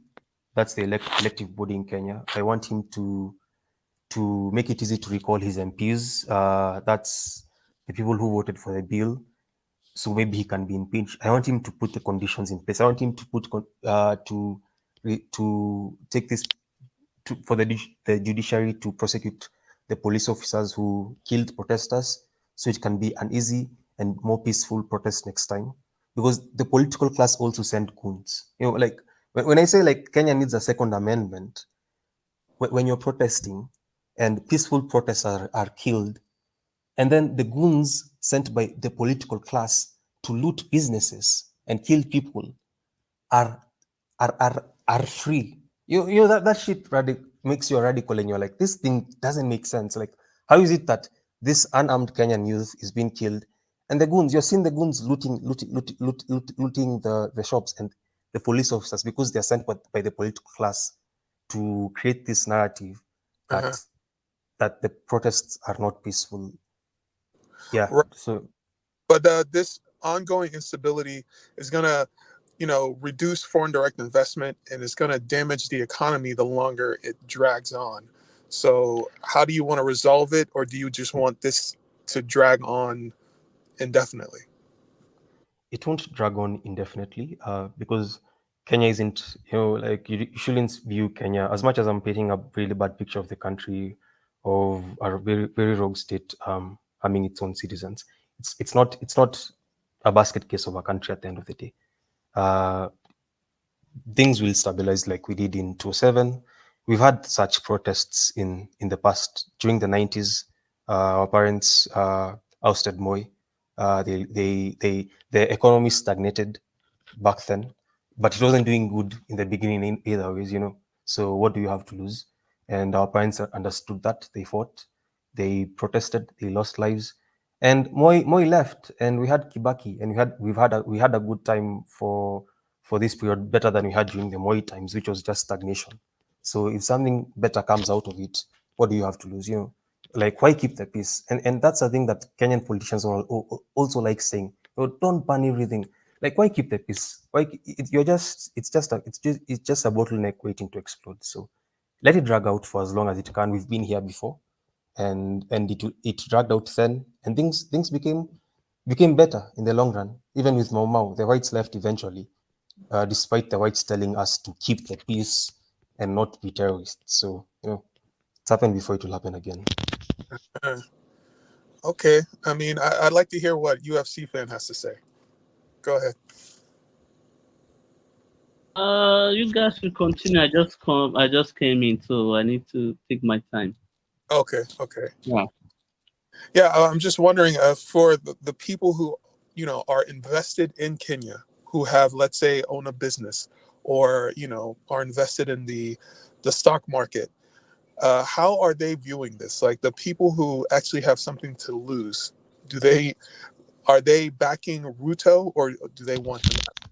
I will say, when you say like there's this business called the Tattoo City. It's one of these cities, one of these planned out cities being built by a foreign investor. They're actually benefiting from this because when I say the political class is evil, they are exhorting these people and telling them, in order to build your city, you need to allocate this number of acres or this number of land or this number of that. And the other day, after seeing the protests, and I'm sure that it's only after the protests that they found the courage to come and give out that conference. They gave out a presser saying, so and so politician is exhorting me and they want money for this land. So we are not fighting to derail our economy and make it bad in the long run, because the political class who is what we are against, they are bad for the economy. So we need to fight them. So I think answering your question, there are sects of the business community who support this. I think one of them is Tattoo City because of what they've done after seeing all these protests. And maybe there are sects of the business who don't support it. Maybe the tourism industry is being hurt. By the end of the day, Kenyan tourism nowadays is held by Kenyans, so I don't know how true that is. Maybe the people who lost their businesses after the goons attacked is hurt, but at the end of the day, part of the business community in Nairobi had held a presser and said and told the politicians that we know you're the ones who sent the goons. So there's a divide. There's a divide. But the political class is selected from the citizenry, and they're voted in by the citizens. So, in some sense, this is exactly the country that the people want because this is what they voted for. So now, how can But when people say that, I see people in America saying how the system is rigged, in Europe saying how all these our politicians are letting all these blacks and brown people in our country. So sometimes the political class isn't really, it is a representative, but sometimes the system is rigged. Sometimes the system is rigged, and I don't think, yeah, sometimes the system is rigged, and you can't always have who you want to be there in power. It's just a rigged system because everyone everywhere in the world is complaining. It's not only Kenyans. Like you guys are complaining, Europeans are complaining. They have leaders who are not implementing policies that they want. So it's not yes, we are to blame, but sometimes the system is rigged. Like Kenya is a very systemized country to a certain extent. Sometimes the system is rigged. Yeah, but Kenya is a very modern country, modern infrastructure, stable electricity, has a lot of benefits relative to other African countries. So I could see, I don't see the benefit in damaging Kenya's economy and infrastructure with months of protests if it could be avoided. But I don't know. I don't live in Kenya, so I'm not acquainted with the politics from the inside. But Anyway, can I say something? I would like to say this. I'm not a Kenyan citizen, so but based on my observation, the more these protests linger, it's not going to affect the already rich and powerful. It is the poor that will suffer more because when the economic hardship start hitting, it will affect the poor more. So that need to, so whatever something you are looking for the government, you guys need to hurry up and get it done so that things can return back to normal. It should be at least you guys should have a time frame for this to last because when you keep on, if it doesn't have any timeline, then there's gonna be issue, gonna be problem. So you have to have a timeline for all these to, for you to get all the things you want done. Then the country can return back to, to normal, to normalcy. Economy don't like authenticity. You understand me? Mostly investors. When there's uncertainty, they don't make move. What if Ruto can expand the government to give a significant proportion of these protesters government jobs? Would that That's the pro- that's there's been such sentiments, but the protesters have refused. We just want competent leaders. We don't want an expanded government. People even want a slimmed down government. There's this movement called Punguza Mizigo, which means lower the burden. This is not like your average protesters, at least at their core on Kenyan X, where it's like the think tank of the protests. We are these don't want protests? that. Are they driven We, by an ideology? Are they driven by socialism, or do they want to completely destroy the existing system of government? Are they looking for some kind of a revolution? What exactly do they want to extract from the government, and how do they know when they have succeeded? it's leaderless. It's kind of decentralized, so that's hard to pinpoint. But it's just people are angry. People are just angry. People and there are some concessions the government has made. So there are some. There's no ideology. There's no ideology. There's no capitalism. There's no socialism. I think it's just nationalism. I think that's just it. I think if I can pinpoint to an ideology, it's just being Kenyan and carrying your flag to the protests and just asking for accountability. That's from the political class who have been thieving all these years. That's just the ideology. And saying no to dialogue, like what you are proposing, and saying, what if the Gen Z's protesters get some jobs? Okay, maybe the movement will die down a little bit, but the ideology is, or the ethos is that shouldn't happen. People shouldn't get jobs just because we've been there before with the likes of Raila Odinga. He protests, he gets a handshake and some cash, and then everyone gets thrown under the bus and nothing happens. People who get killed don't get. It's just accountability. That's all we're asking for: accountability and nationalism. Okay, but what would constitute a successful protest? Like, how do you know when the protests have succeeded and everyone can go home?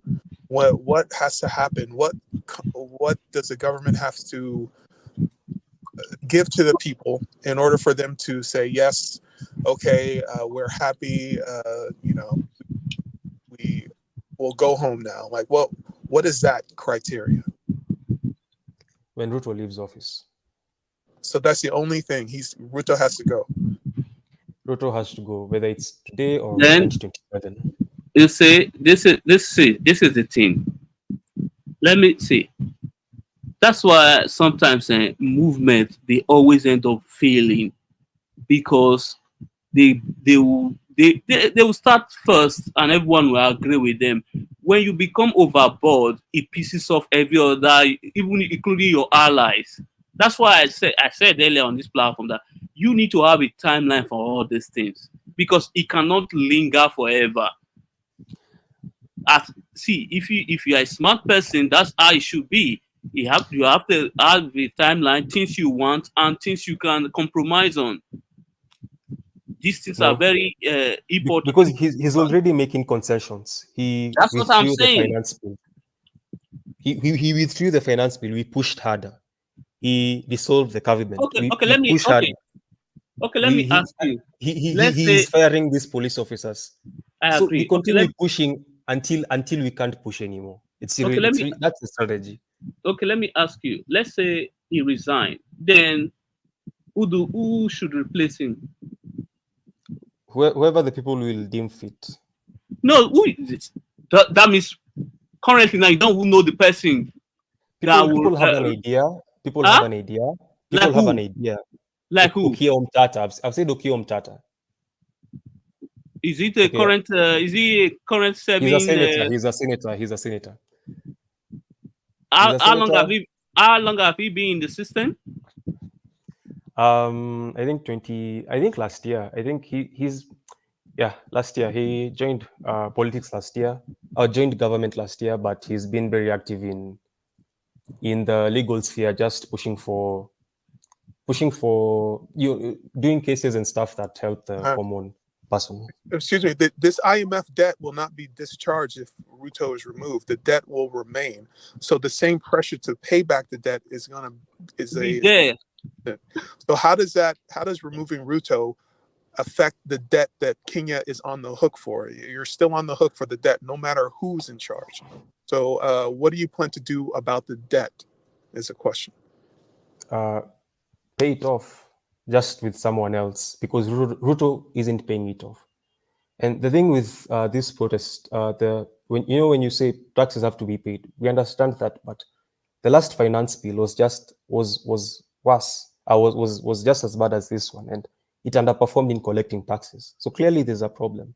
When people take to the streets, it's because we are not just making a random move and stuff like that, but the taxes didn't meet their targets. We are clearly not paying these debts. Okay, so we are wondering why a more harsher finance bill that will most likely underperform in doing what the one from last year was supposed to do. You can Google and see the last year one underperformed. The taxes were not the objectives were not met in terms of collecting revenue. So how are you going to put another finance bill that is just as bad as last year, worse than last year one? It's just bound to underperform as the one from last year. So that was part of the problem. Will any other leader, will another leader make it so that you can repay the debt without having any increase in taxes? Is that possible? I think we'll just default. That's the thing. We'll just default. That's just where we're headed. Then your economy, we'll just default. That will increase the tax, the interest rates for you to incur future debt, and it'll cause a debt spiral, massive inflation, and everything in Kenya. The average Kenyan will suffer. So you want to go on a road that leads to more chaos. Chaos. But it's going to happen. It's bound to happen. Like when I say these things are set in stone 10 years ago.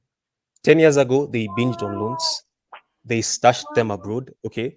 And then they're taking more loans to pay these loans. Like literally they're taking loans to pay Eurobond, which doesn't make any sense. Dante, let me ask, do you currently live in Kenya or you live outside Kenya currently? I live in Kenya.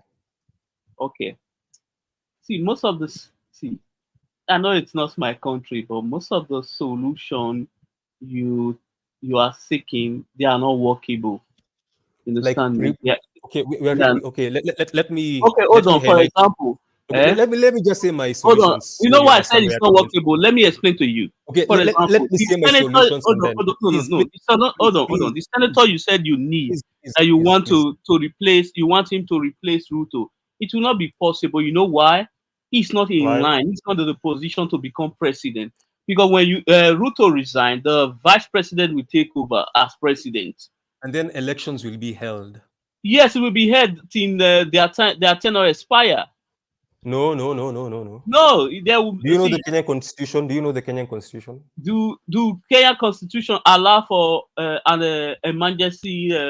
Yeah, it election? does, and it has happened before in Kenya. When? I've given an example in this show. It has happened before where election results were annulled, and an election was held again. No. This is not the same thing. There's already sir.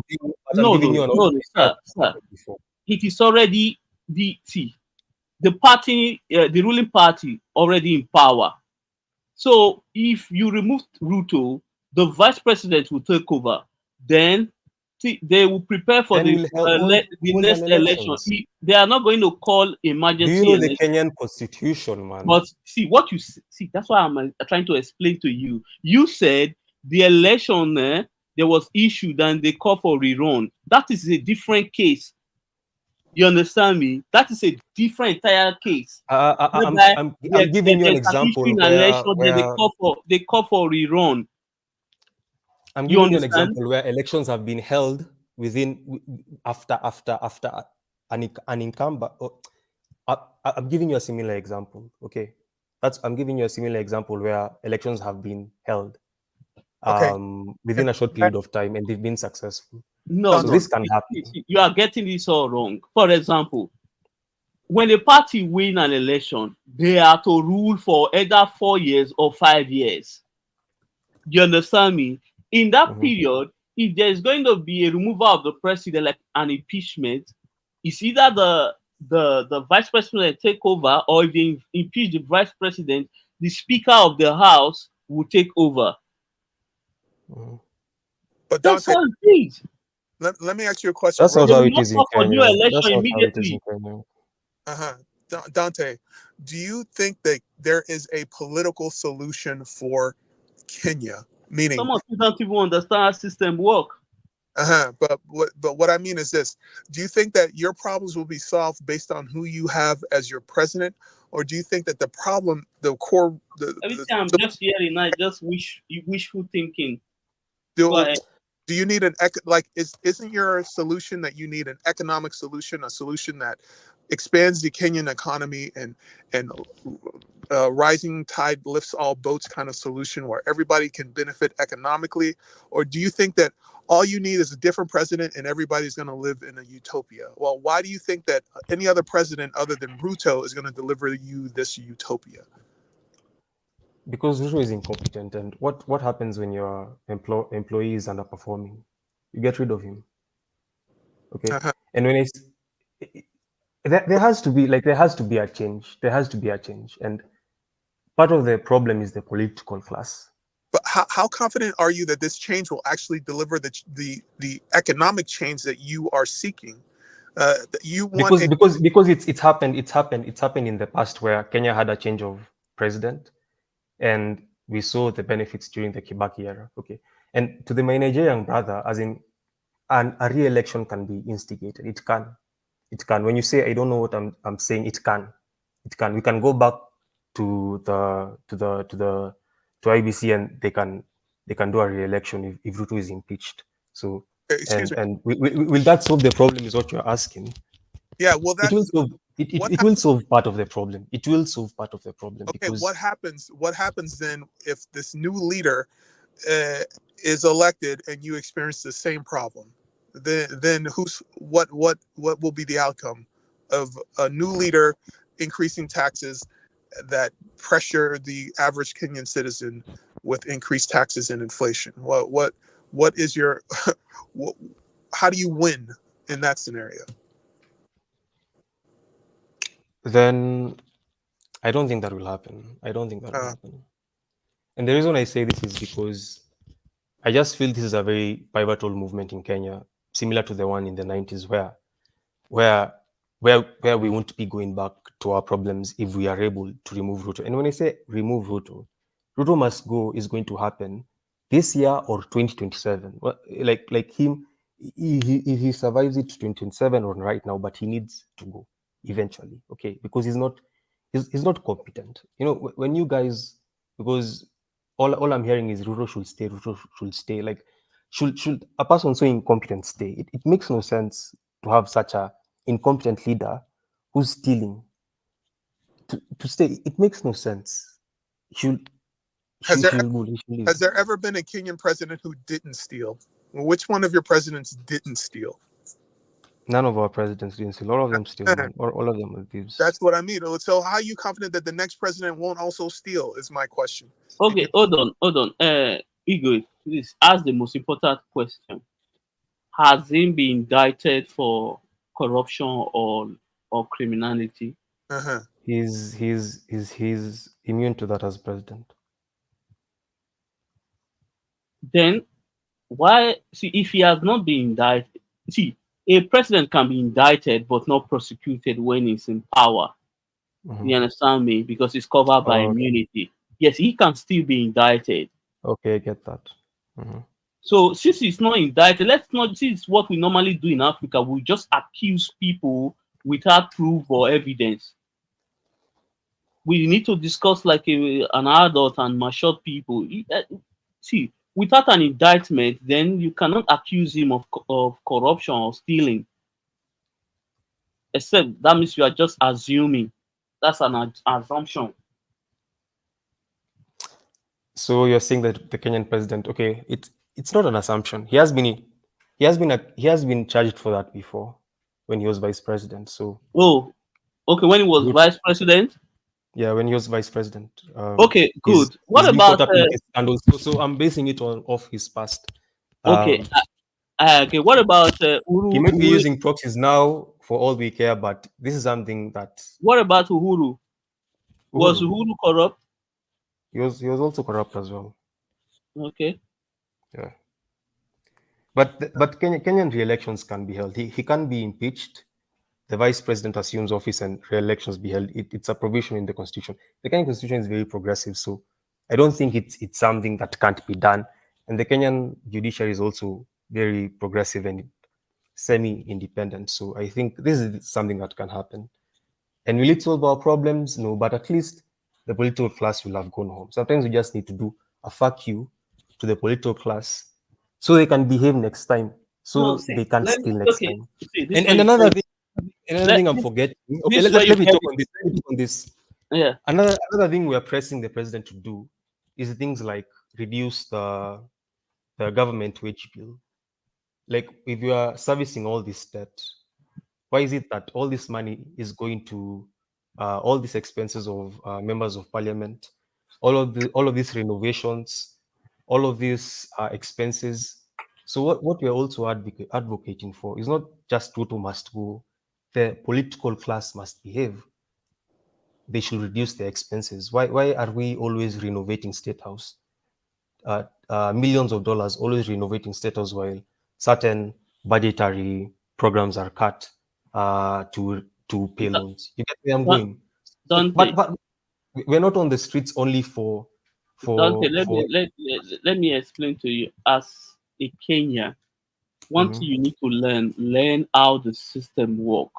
For example, when a party win an election, that mandate belongs to the party. If the mandate is for 4 years, it is 4 years.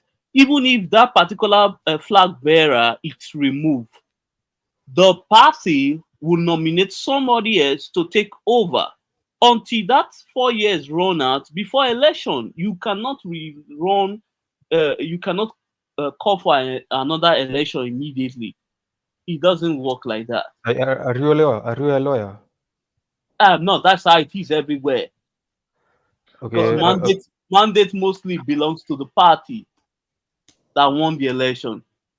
and then one question, Dante: is it wise to put your fate for political change in the hands of a politician?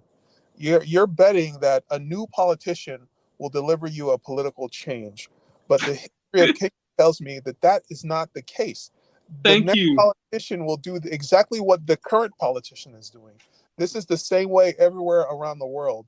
So I think you need to take caution that there is And no we are, and utopia. we are, like I said, the movement is leaderless because every time you pose to me that question, I don't know what to answer it because we really don't have politicians in mind. Like even when you say, will Ruto hire Gen Z so that the protests can can submerge a little bit? I tell you, we don't want that. We don't want leaders and stuff like that. So I'm just posing someone because he's the only one online who seems to resonate with everyone. But people are aware that systems needs to change. Like people are aware that the system needs to change. The politicians need to stop excess spending and stuff like But that.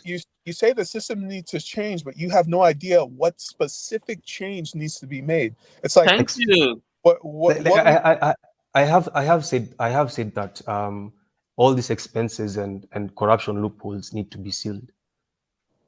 Have I not said that reducing the wage bill? I've said that. so it's corruption. Corruption is the key, not economic growth. Corruption. Yeah, corruption stifles economic growth. Uh-huh. Yeah. Okay, and you're certain that another president other than Ruto can deliver that. You're certain about this. I'm starting on the systems, I'm just starting on the systems. Like I've said, the movement as it is right now Okay. doesn't really have a political figurehead. And Okay. every time you pose that question, I don't know. I don't know. You say who's going to lead? I'm like, I don't know. Like Okay. honestly, Okay. I don't know. Okay. It's Oh, okay. Let me ask you, what is the attitude of average Kenyan on the street on corruption? Are they as corrupt as the politician, or it's just the politicians that are corrupt? This question of like leaders reflect a society. I don't think it always has to be like that. I don't think like fuck the average Kenyan. The average Kenyan should live in Kenya. The Because average Kenyan when you look at it, should leave average Kenya. average Kenyans or the middle class, they run the system. They are the one in charge of the system. Like, let's say custom officer, police officer, those that But at the work in the very head, those that work at the in the very head, ministry and all that. Doctors, teachers, lecturers. These are, average citizens. I don't think the average Kenyan is a doctor and a lecturer. Maybe the average Kenyan is a policeman because the average policeman is really uneducated. So that's true. Is the average Kenyan a civil servant? Nope, because the average Kenyan doesn't earn that much in a month. So I say like the average Kenyan shouldn't lead, like, and fuck the average Kenyan. Okay, It's what does the because okay? Can you please describe me an average Kenyan? What do they do on a daily basis? Are the they average small the business average. owner or what? Okay, I'm talking about mama boarders and border drivers, laborers and stuff like that. To me, in my head, that's the average Kenyan. Okay. Yeah. So in my, I don't think the average. Well, I don't okay. think the Okay. political Let me class. rephrase my my question. Let's say what the working class. Okay, let's use the working class. Okay. Yes. Are the working class in Kenya corrupt as the politician, or is just the politician alone? I think it's everyone. It's everyone really, but to varying degrees. Like even if you see the current political class, the the current political class isn't the caliber the same as the one from the Kenyatas or who Kenyatta surrounded himself with. So But there's who a there's a qual excuse me, who the, voted the current political class into power? Was it into not power. the It was citizens only voted? 40% of 30% of the electorate. So I wouldn't say it's indicative of what the average voter thinks like because there was a lot of voter apathy. So not everyone voted. Okay, so I wouldn't say it's representative of Kenyans. Right. But does Okay. Okay. I take that back. I think it's very representative of Kenyans because yeah, I think it's very representative of your average Kenyan because it's people who are who are the way they are. They're very uncouth. They're very Kenyan. I will say yeah. uh, That I'll so, agree with. so It's if your leadership is corrupt, that's a reflection of the corrupt citizens who put these corrupt leaders into power. Is that true or false? it's it's true, but I'm saying it doesn't have to be that way. If the system works better, it doesn't have to be the average Kenyan ruling us because looking back at their slogans where they were saying it's time for the Mama Mboga and the Boda to be in power, we really don't need Mama Mbogas and Bodas in power like the average Kenyan because turns out they're just not leadership worthy. So I'm just saying the average Kenyan, the political class. I'm just talking about something like a philosopher ruler. Like it doesn't have to be an average normie ruling. When people say the leadership reflects the average person, it shouldn't be that way. It shouldn't be an average person being ruled by an average person. So it There should should be just be some.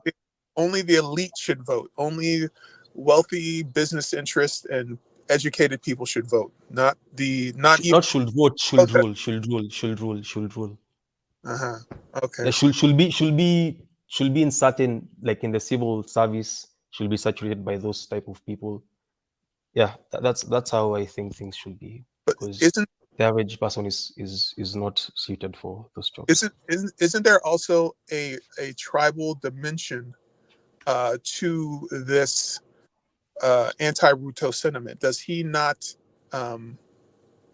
Doesn't he face people who are not in his tribe who want him to be out because of that? Like, my understanding is that there is a tribal element who wants Ruto out because he's not in the right tribe.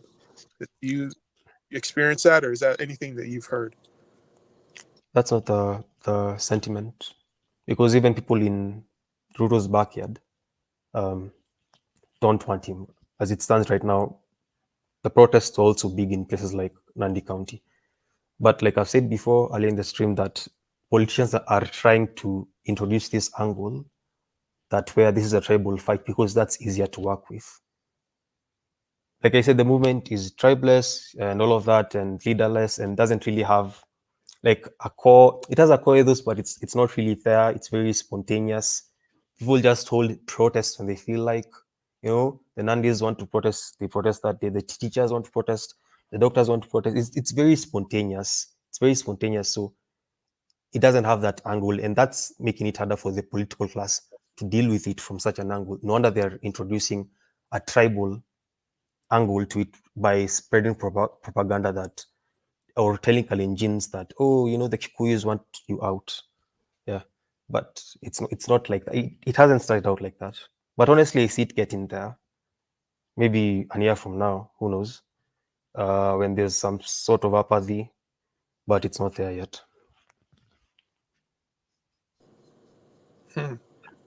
Very interesting. Wow, there's a lot going on in Kenya, and a lot of Nigerians are watching what's happening. So I hope for a good outcome. I hope you guys win and you get the government that you want. Yeah, thank you, Chukwu Igwe. Let's hear from IC3. IC3, how far? How are you, sir?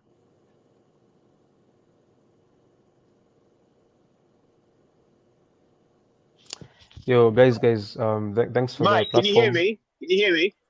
Yes. Hello? Yes. Yeah, this is the first time I've done live streaming on the mobile phone. So I'm just in the middle of a game of chess, playing a teacher. Yes, I've been listening to your discussions. I've been listening to your discussions and the way that you're planning. I want to hear solutions. Solutions. It's all about solutions to the problem. So we're out here in London, in Enfield Town. This is my outdoor chess, where I raise awareness of the race and ethnicity codes. See, these are the race and ethnicity codes. Letting people discuss the plan for reparations. This guy's beating me. Check. Okay. Well done, Noel. Well done. But Dante, before you leave, I know you probably addressed this question before, right? But I'm gonna win. Don't you worry about it. Do you have a specific outcome that you're looking for? You said it's Ruto stepping down, right? So is that the only outcome that you want, is Ruto stepping down and then this senator to resume power? So essentially, this protest is for this senator. I would have put that there to protect me, but you got that covered. Oh, I've got everything covered. Don't you worry about that. Oh my God.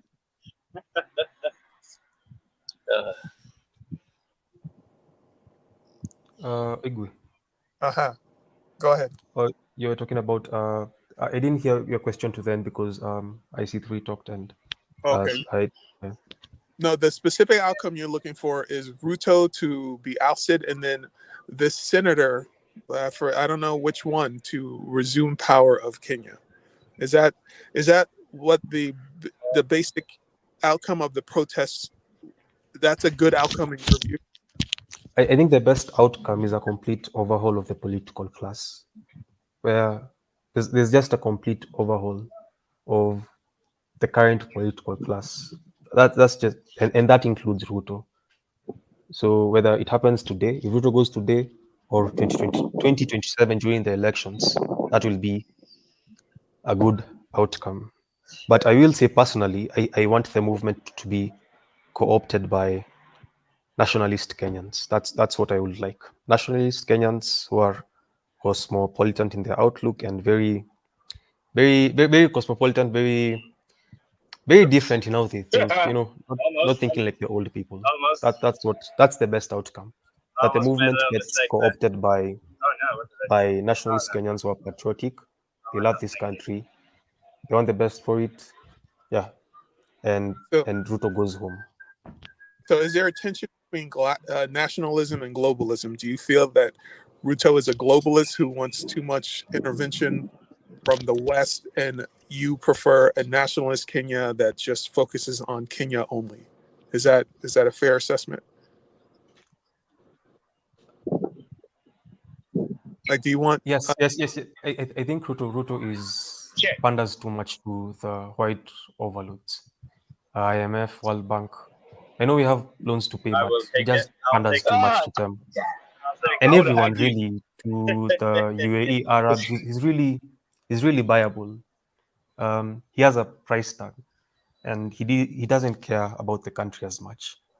So because of that, I just want a new type of Kenyan leadership brand. I know it will still be corrupt. You know, there will still be corruption, but even in our corruption, we are very unimaginative. You know, we just stifle and the whole cow. You know, we just milk the whole cow dry.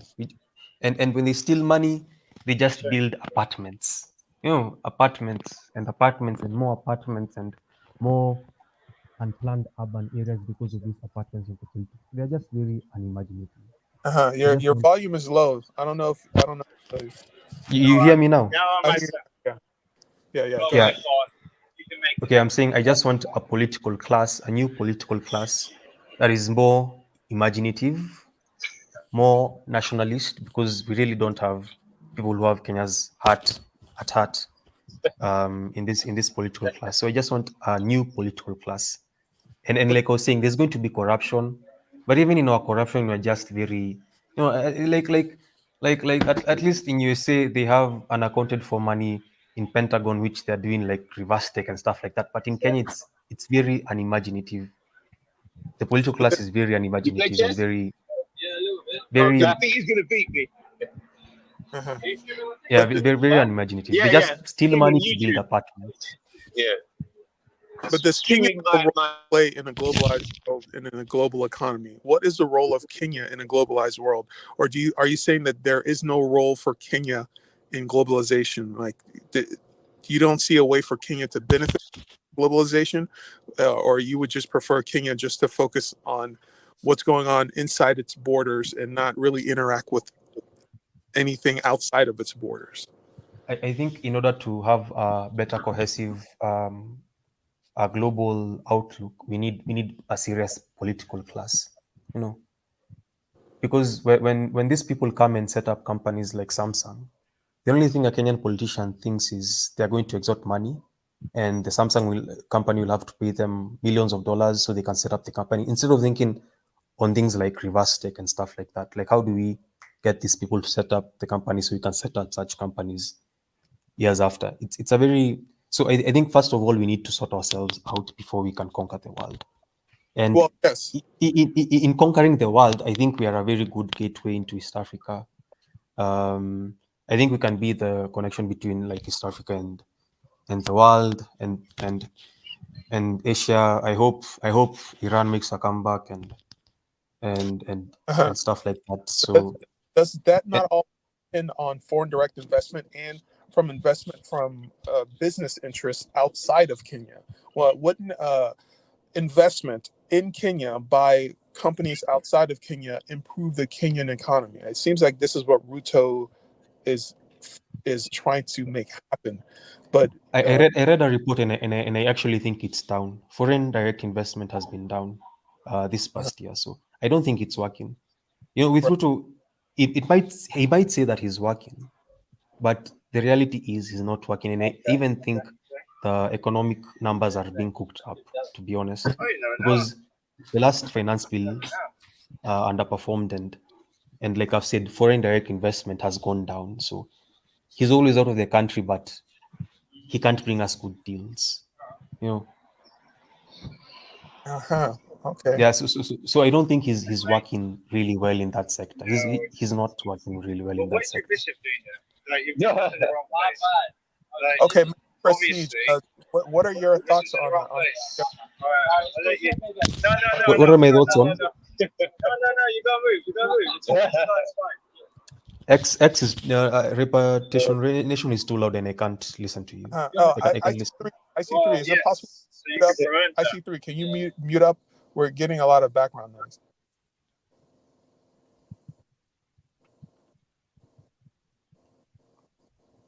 Okay, yes, sir. Thank you. Okay, go ahead. Okay, ask your question again. I was just asking, Man of Prestige, do you have anything to weigh in into this discussion or any questions? It'd be interesting to hear your point of view. Go ahead. Okay.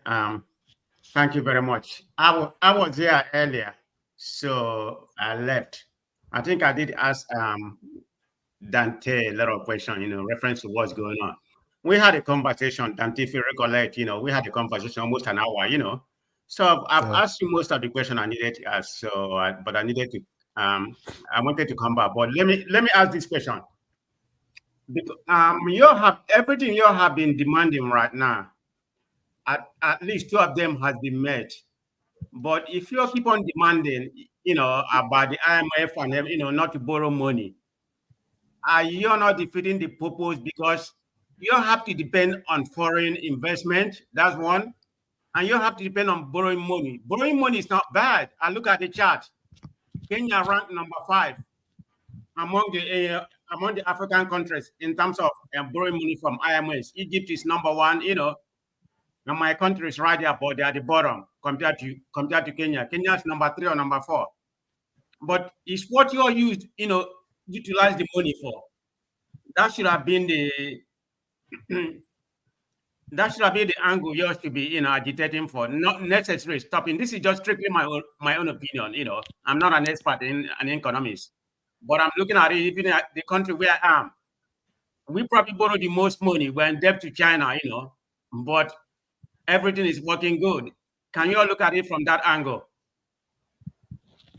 Okay, in response to that, I don't think any Kenyan wants money not to be borrowed. Nobody is making those demands.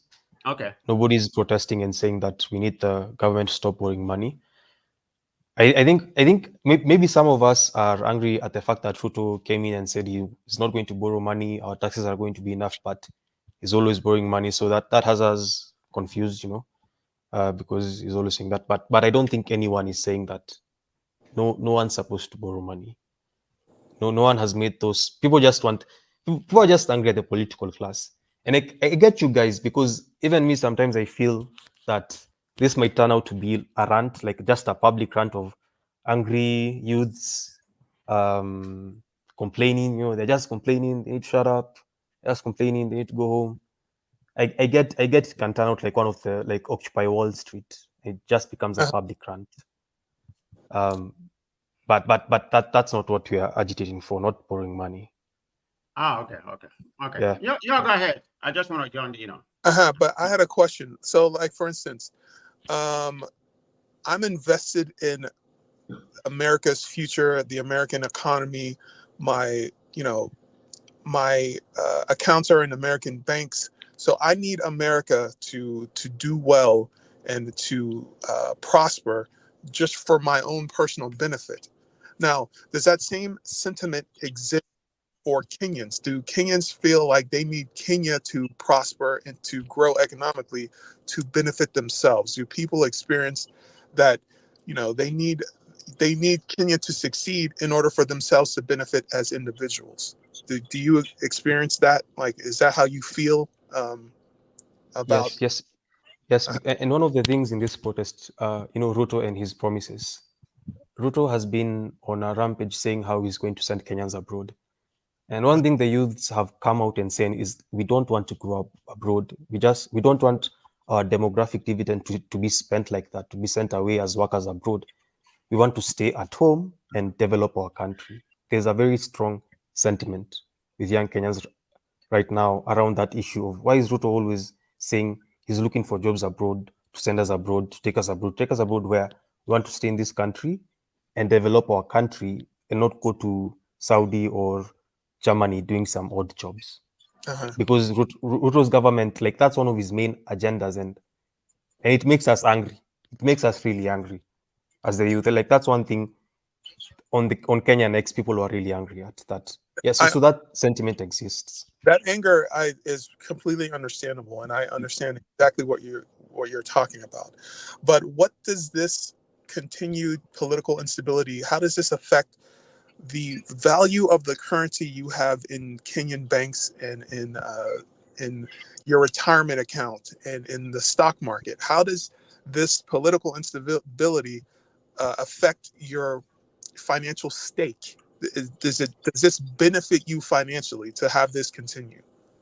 About the money in retirement accounts, our parents, our grandparents, some of our parents can't get money unless they bribe their retirement benefits. Unless they bribe someone working in government, paying thousands of dollars, they can't get their monthly pensions. So sometimes the state we are in is just a state of there's nothing to lose. Like, what are we losing? Are we losing pension when our parents are not receiving pension? So it's those sentiments. So yes, we are. Personally, I try to earn in dollars as much as I can. I do a lot of online work. So maybe to me, I'm like, the shilling gets hammered, I get more money. But it reaches a point where I'm like, the shilling is losing value too much. Maybe it needs to slow down. Yeah. So I do have that sentiment. Uh-huh. But the political class is much more of it's part of the problem that makes me not get a lot. In response to that question of pensions and all of that makes us not get benefits out of our country. It's part of that problem. But if Ruto remains in power, right, and you extract benefits from a higher shilling and a more purchasing power, and your accounts get bigger, would that be enough for you to be happy with Ruto? Would an economic boost in your own net worth, would that be enough to say, okay, Ruto is good, we don't need to transition the government? Nope. He just needs to go to in 2027, and I'm a big believer in just trying someone new. Let's try someone new. Like we can't have the same political class, because he's part of the Kenyattas. He's part of a political class that has been ruling us since the 90s. So he just needs to go, and we try out someone new. So even if the economy booms, he just needs to go. Personally, that's my sentiment, and I think it's shared amongst everyone, because we enjoy certain privileges in this country. Kenya is a good country, but people are still tired. People are still protesting. So I think even if he makes things better, that will actually embolden people, because they're not speaking from a position of being oppressed. They have money in their wallet. They can organize better. Okay, they can go for these elective positions better. So it will just embolden us. Just like seeing all these wins these past days has just made us more emboldened in our pursuit of whatever we're looking for. So it's Ruto himself. You don't like him. He's not making you happy. He's not competent. He steals. It's him as a person. You just don't like him. He's the problem. Him and the whole political class and the whole system, man. The police, the political class, particularly the police and the political class, they just need to be overhauled. So yes, it's him and his cronies and the people who he controls the most, like the police and the political class. Well, let me ask you something. let me go ahead. Go ahead, Igwe. I'm sorry, I thought you finished, Chuku. Go ahead. Okay, no, one last question, and then I'll mute up. So okay, the system. You keep referring to the system, the political system. So, are you advocating for a different political system? And I'm not getting you. Okay, the system has to change. You mentioned that the police. Do you want what has to change with the police? Like when you say change, I'm just trying to understand what has to change for the system to be the way that you want it to be. Can you add any detail? The police, they just need to be recruited better. They need to be trained better, and they need to stop acting like gangs. Like I've said, during this protest, you see the Kenyan police for what they are. I know it's the same for the police everywhere, but Kenyan police are just the gut of the gutter. They're just corrupt. They're just there. They're not there to help. For the most part, they're not there to help. They're just there to exhort people. They're underpaid. They make like $120, and then how do they make up for their salary? By always asking for bribes and stuff like that. So something needs to happen to change that, because it's not working really. It's not working at all. And for the political class, part of the things we're enforcing it, like as the youth, I know it's like a corny tag, but as the youth, we are trying to make them seem less important. Whenever they stand up to address us, they are being booed, or whenever we hear they are going to certain people on Kenya Next, whenever they hear there's a certain politician who's going to be speaking at a certain event, they'll contact the person doing the event and tell them we don't want the politician to speak, or be there and boo them, stuff like that. So just make them less relevant. Like they don't have Kenyan politicians are glorified, and they're like demigods. They're like celebrities in Kenya, and maybe if they receive less funding, so they're not worshipped. Maybe part of this money they are given to fund education, because most of it that doesn't end up to the citizens. It needs to be redirected to the county governments or the national government, stuff like that. Just make them seem irrelevant, because and they actually do their job, which is legislating, instead of being demigods or celebrities. So they should be humbled. They need to be humbled. They need to be humble. They need to be recalled. If that can happen, if some of them can be recalled, and they know that power is very elusive, they don't Sorry, even can I have to come make in a little bit? Okay, go ahead. I think Prestige actually wanted to come in before me, so I'll come after Prestige. Yeah, I wanted to say something, if you don't mind. Dante, I'm looking at something. It seems like Kenya is doing well in terms of inflation rate, because what I just got at that the current Kenya inflation rate is 4.6. Wow, in African standard, that is amicable, in my opinion. But anyway, the question I want to ask you, you're asking for Ruto to go and all that kind of things. We know he was duly elected. I can't even pardon, I can't even fathom him resigning. It's just strictly my opinion. Don't you don't you think you should pay more attention to the structure of the country? How the people are elected, the immunity clause and some other things. That would have been a more palatable angle you should be agitating. To help to help Kenya in that regard, instead of calling for him to resign. Because even at all you have somebody right now, the system has already been corrupt. Do you expect that person to come in and become a messiah? Because I remember during the election about 2 years ago, pre-election, you're thinking that Ruto is a messiah, but this is what you got right now. Maybe you need to change the narrative. Okay, in response to that, like I've said before, Kenyans are not only agitating for Ruto to go. Like part of what Kenyans are doing right now is organizing themselves and trying to recall their MPs. If you're on Kenya Next right now, you'll see people like trying to mobilize voters.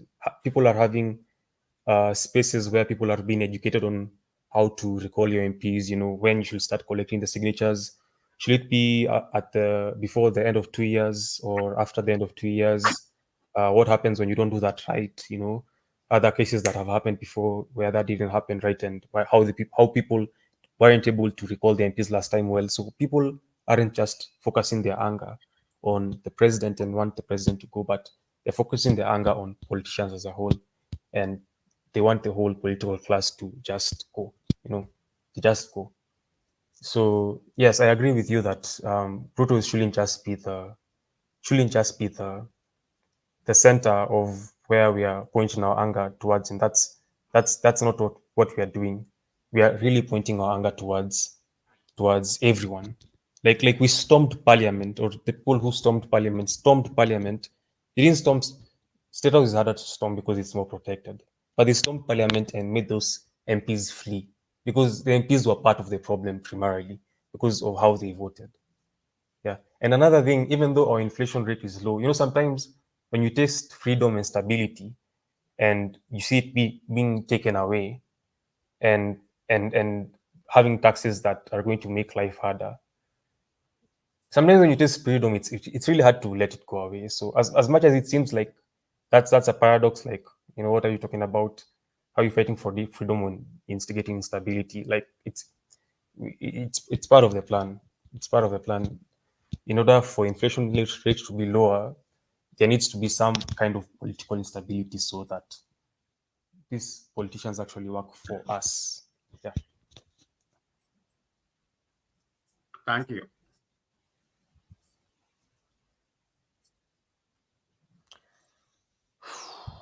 Go ahead, one man. You wanted to say something.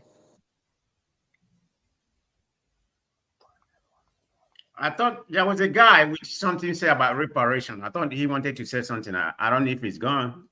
Okay, he's gone. Yeah. Yeah, but I did have a question about political instability. Now, what this? One second. Let me just shout out quickly to the super chatters over there. Juju, mashallah, my beautiful sis. If you're still single, let's get it.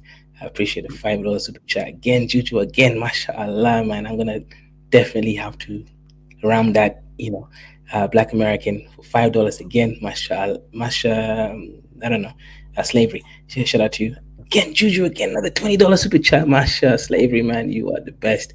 Keep it coming, pun intended. I appreciate the support. Keep it coming. Let's get this super chat to $400. Let's support Black and African media, especially when we got two Kenyans over here. We got Masai Girl and we got the Dante.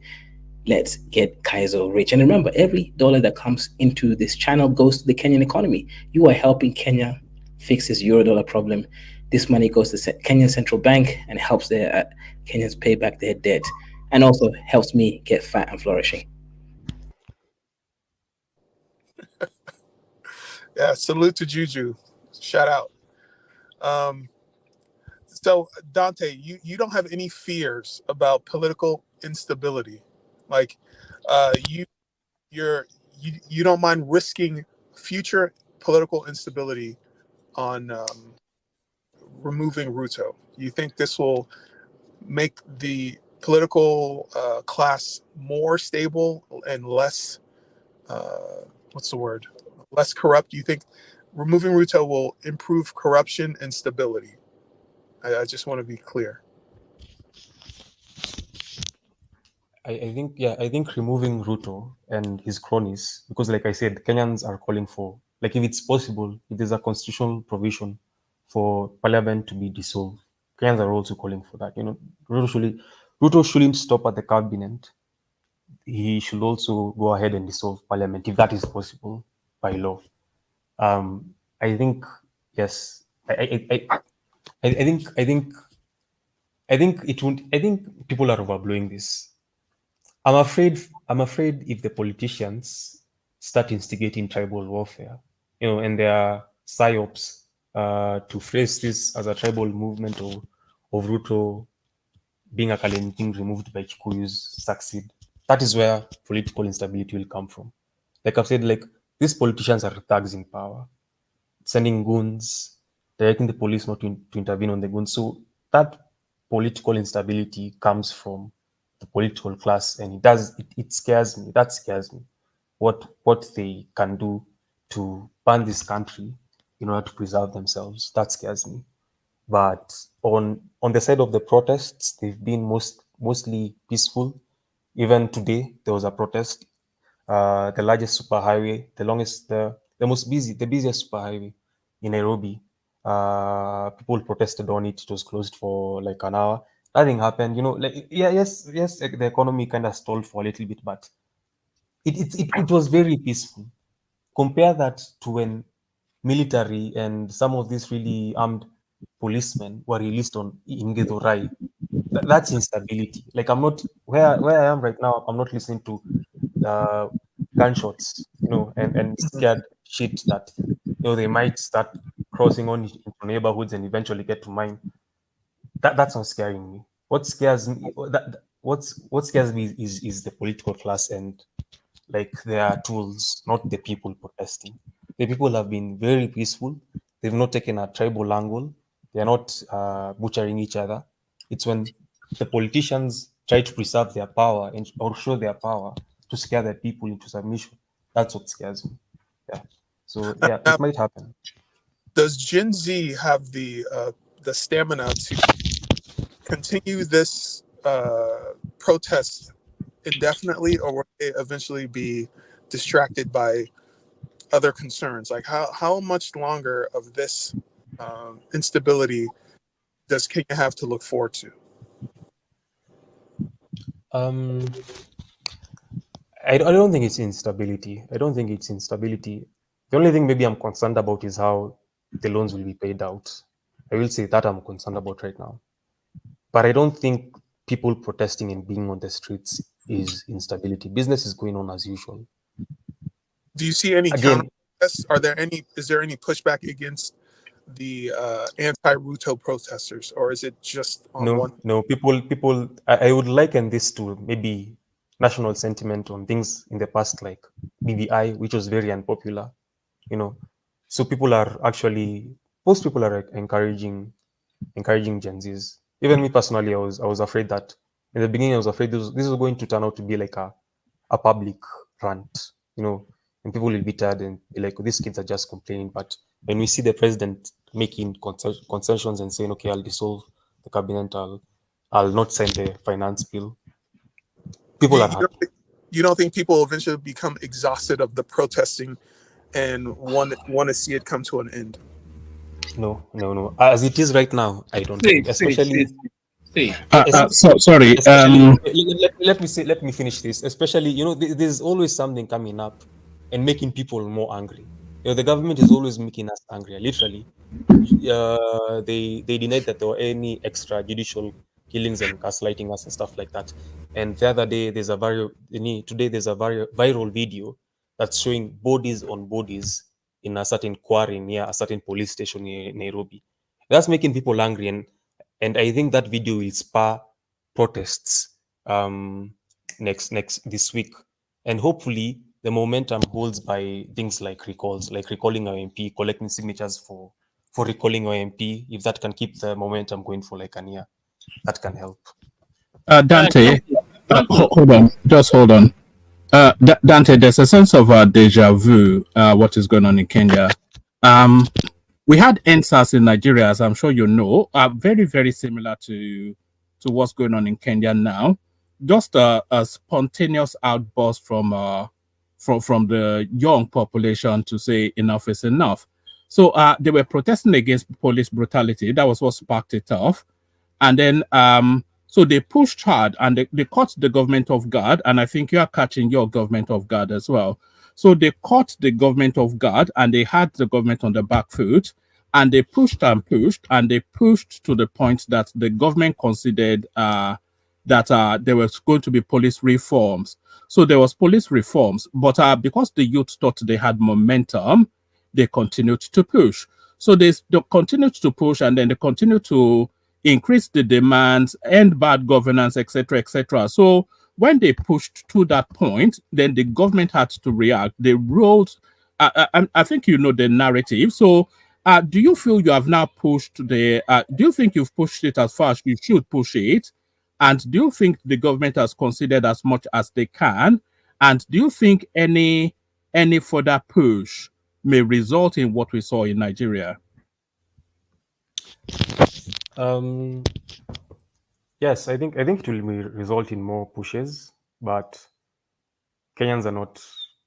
I believe in Kenyans not to be docile, for lack of a better word, and they're up for the fight. Because you might have like NSAS, but you might draw parallels with our movement to the NSAS movement. But personally, I'm drawing parallels with the 90s, and when Chuku was asking, do our parents support it, or do older people support it? Some of the older people, like, this is also giving them deja vu, and they see the Kenyan 90s where they were fighting Moi, pushing Moi since 92 until he finally gave up in 2002. So, like, again, this is something we've done before. This is a position Kenyan has been in before. So I wouldn't draw parallels to this movement, to the NSAS movement. I will draw parallels to this movement, to the movement of the 90s, where Kenyans were fighting for the end of Moi and Kanu. Yeah, so yeah, I think the government will fight. That's given. The government will fight. The government will kill more people. The government will be craftier in its psyops to try and end the movement, like calling the opposition, trying to add a tribal angle. Like, I'm waiting to see if people in Kisumu will protest if Ruto brings in Luos into the cabinet to try and make the Luo youth to stop protesting. So yeah, I see that happening, but like I'll just draw parallels with the 90s movement where Kenyans pushed and Moi went. Okay, Dante, let me ask you one more question before I leave. At the present Kenya or in the last 2 years or whatever, 3 years, has there been more like a food inflation economically and all that kind of aspect of Kenya's people's life? Because what I'm hearing, yeah, every part of the country, every part of the economy has, in particular when it comes to food and some other things like land, has increased dramatically. Some people say 100%, 500%. Is that any relevant to that? Because I don't really believe in everything that I see in the media space. Because the lady that was here earlier was being subjective, in my own opinion, instead of being objective, because you seem to be objective, but I may be wrong. So can you answer that Yeah, question? when it comes to cost of living, personally, I don't think there's been a hike that much. Maybe bread has increased by about 40%. Yeah, 40%, but actually 20%. I don't even know. But it has increased. Milk, not that much. Unga, Kenyan staples haven't increased that much. I'll say maybe the problem is when it comes to earning, but there hasn't been like a skyrocket inflation in Kenya. Kenya is fine. It's fine. Honestly, it's fine. Me, I can't complain, but I can Okay. complain on governance. All right. Thank you, Dante. I appreciate you. Okay. Thank you very much. Yeah. Thank you. You're welcome. You're welcome. And thank you too. Okay, Dante. Don't you think, for example, all your answers seem to be precise and like 100%, like you have been able to get what everyone in the country is thinking. You are not adding maybe or something like. It's like you just know what everyone is thinking, because you said because let me tell you what I've destroyed over the years, what I've destroyed many movements.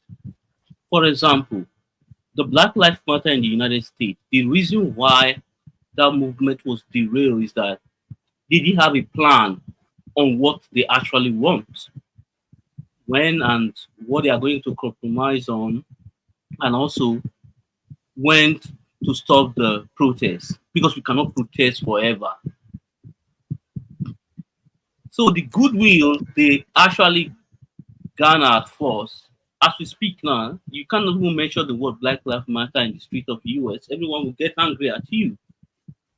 You understand me? Because they end up derail their goodwill.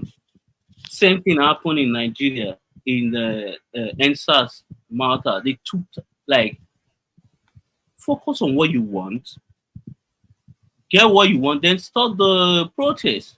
Maybe next time you guys can do the same thing instead of continuous protesting. For what? At least you guys did it now. I believe you can do it again. Or do you guys have it in mind that when it stops, that there will be no other protest again or something in the future? Because you cannot, let's be honest, you cannot protest forever. Yeah, and I agree. We can't protest forever, but we need to keep momentum somehow. Yeah, And you I need agree. to. I agree. You need to keep momentum. What's it? Yeah, If you want to succeed, you have to know what you want and the things you are going to compromise on. And when you get those things, and those things are fulfilled by the government, then you take a step back. That's but we how can't take a sensible step people. back. We can't take a step. Ruto is a pathological liar. He's a micromanager. He's all of that. He's all of those bad See, the words. reason why I'm telling you And this, the reason, let me answer. Let me answer. And the reason why okay. I think that when we take a step back, Mm. people are afraid that he'll start now hunting people. He'll start killing people. Is he So going to kill millions of Kenya? he won't kill, but he'll kill like people at the head or buying them out. Okay, stuff like that. So But you guys said you don't have leaders. yeah, we don't have leaders, but it's like there are nodes. There are nodes here and there. There are nodes here and there. There's the LCK president who's been very monumental. There's been this activist who's been very monumental.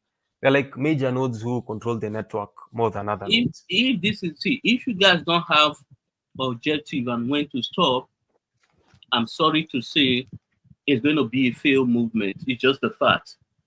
Yes. But No. I need to be honest with you, sir. I need to be honest. At a point, even your current ally right now in the country, people who support you guys, they will be your greatest enemy because they will be tired and exhausted and tired. So, but we've been here before. Like I said with the Kenya 90s, it started in see, 92, that's what I'm saying. and we moved in 2002.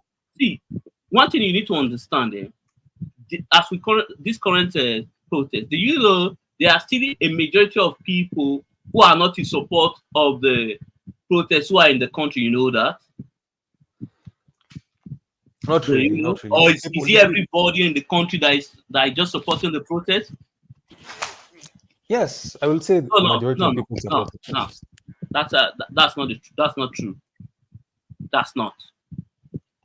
You must be in any country. There's a movement against something, you will be those who are for and those who are against. But they may not say it publicly, but they are against. They are going about their day. They are not joining the protest. Do you think those people are part of it? The answer is no. But people overwhelmingly support it. Okay. Yes. People overwhelmingly support it. That's what you at such a time you keep momentum. You keep momentum. Yes, if you let it die by how would you suggest we keep momentum then? What's your idea of how do we keep momentum? Because momentum needs to be kept. What I'm saying is that your objective, lay them out, get what you want to get. If the government meet up with your demand, then you take a step back. That's why I'm saying that you are not going to protest forever. It's not something that will keep on going. There has to be time where you guys need to take a step back. Get whatever you want, everything you need, lay them out. The one you can compromise on, also lay them out. But like I said, some things like recalling our MPs, that will be like a good initiative that necessarily doesn't need widespread protests, but people actually going to the ballot. Okay. So there are measures in place where, okay, we are not protesting this month. Okay, maybe some people can start recalling their MPs, stuff like that.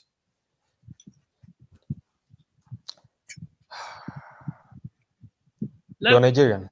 Huh? You're Nigerian? Yes, I'm in Nigeria. Go ahead. You're Nigerian? Yes, I'm in Nigeria. Oh, that's cool. Yeah, I live in Nigeria. Which state? Because I know Ruto is currently the president, but when you look at the current debt owned by Kenya, I think Kenya's debt is about $26 billion. That's on an article from Bloomberg. About 26 billion, yes, $26 billion of debt. Yes, you understand me? Those debts were not accumulated only by Ruto. You understand me?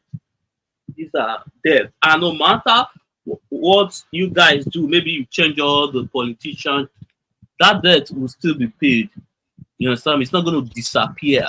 And we agree, man. We agree. We understand Thank that. you. Thank Okay, you. but the thing is, some heads need to roll in some small way. Okay, some heads need to roll. Some politicians need to go home. Okay, if that can happen, if people can feel closure in that sense, then Yeah, it's okay. We're but going to pay the debt. We know we are going to pay the debt, but some things need to change. We can't be then, paying this debt and meet the same political class when it's over, okay, you know, like 10 okay, years from now. let me tell you why the problem right now. If you remove anybody, because in any country, political mandate belongs to the party. This party that is currently in power will still be the people to appoint other people to any this thing until their time is over. This a time for But the election. in Kenya politics, so you're saying that if Ruto is elected through UDA will be in charge of appointing the next person. No, what I mean is that I don't know his party. What party is Ruto? He's Kenya Kwanza party. Okay, Particularly, he's in a coalition called Kenya Kwanza, but okay, the good. party he is UDA. Okay, good. Let's say he and the vice president resign. The speaker from his own party will take Will over become as the president. president. You see what I'm saying? Yes. Because the current mandate belongs to that party. You understand me? Because they were duly elected by the people. So the time that you guys are going to vote out that party will be in the coming elections, which I don't know when. When is the coming election? 2027. Yes, 2020. Thank you, 2027. That's when you are going to have the power to finally vote out his party and everyone involved. You understand me? Because in all these things, even if you said you want a certain thing, we have to follow, because you cannot say you want the constitution to be followed and at the same time you want to let's say pick someone else from another place to become president. It's not going to happen. That's against the constitution. I was saying I'm not educated enough on this, but I was saying, okay, the progressive Kenyan constitution maybe can have a provision somewhere. You know, I've not read it well. There's no provision. How do you know? I'll be following politics, what it says, 2011. For instance, the UK election, it took place in 2019. Boris Johnson was elected. Guess what? When Boris Johnson resigned, someone from his party also took over, which is Theresa May. When Theresa May resigned, who else? No, I think, yeah. Is it Theresa May? Yeah, Theresa May resigned. I think this guy took over this lady. What's her name? Liz Truss. Liz Truss also resigned. Then Rishi Sunak took over. These are the same party member. Till their tenure expired recently because they had to do a new election. They lost. They lost by woefully. The Labour Party emerged as the current incumbent. They win the election by landslide. That's how they were punished because, let's be honest, they actually messed up the UK economy. So they were voted out. The same thing in America. When you remove, let's say you remove Biden right now, this lady will take over. What is her name? Kamala Harris. When you remove Harris, I think the current is it the current? Yes, the current as leader, is he as minority leader? Is he James Jeffrey something? That would be the one to take over. Yeah, from the same Yeah, party also. yeah, I agree. That's the thing because even the vice president is worse than the president, to be honest. So that's a quagmire Kenyans have. But like I said before, maybe it's just a headliner, you know. Maybe it's just a tag. You know, Ruto must go. Ruto must go. Okay. It's Think that just you know it's easy for the masses to chant than that's than what you something want, no else. problem. But you guys should apply wisdom while you are on it, because wisdom is profitable. If you don't apply wisdom, all this goodwill you have will go We'll in go vain. we'll go Will go in vain. we'll go to waste, man. Okay. Yes, it Okay. will. Maybe I just want to say thank you. Because I was streaming on my laptop and now it's really low charge, so I have to like go and charge it. So thanks, Well, man. Thanks, oh, Nigerian dude. you're welcome. It was nice to have a wonderful conversation with you. Yeah, thank you for the education, man. See you around. You're welcome. Kezo, what's good? What's good? Ike, 2D, what's good?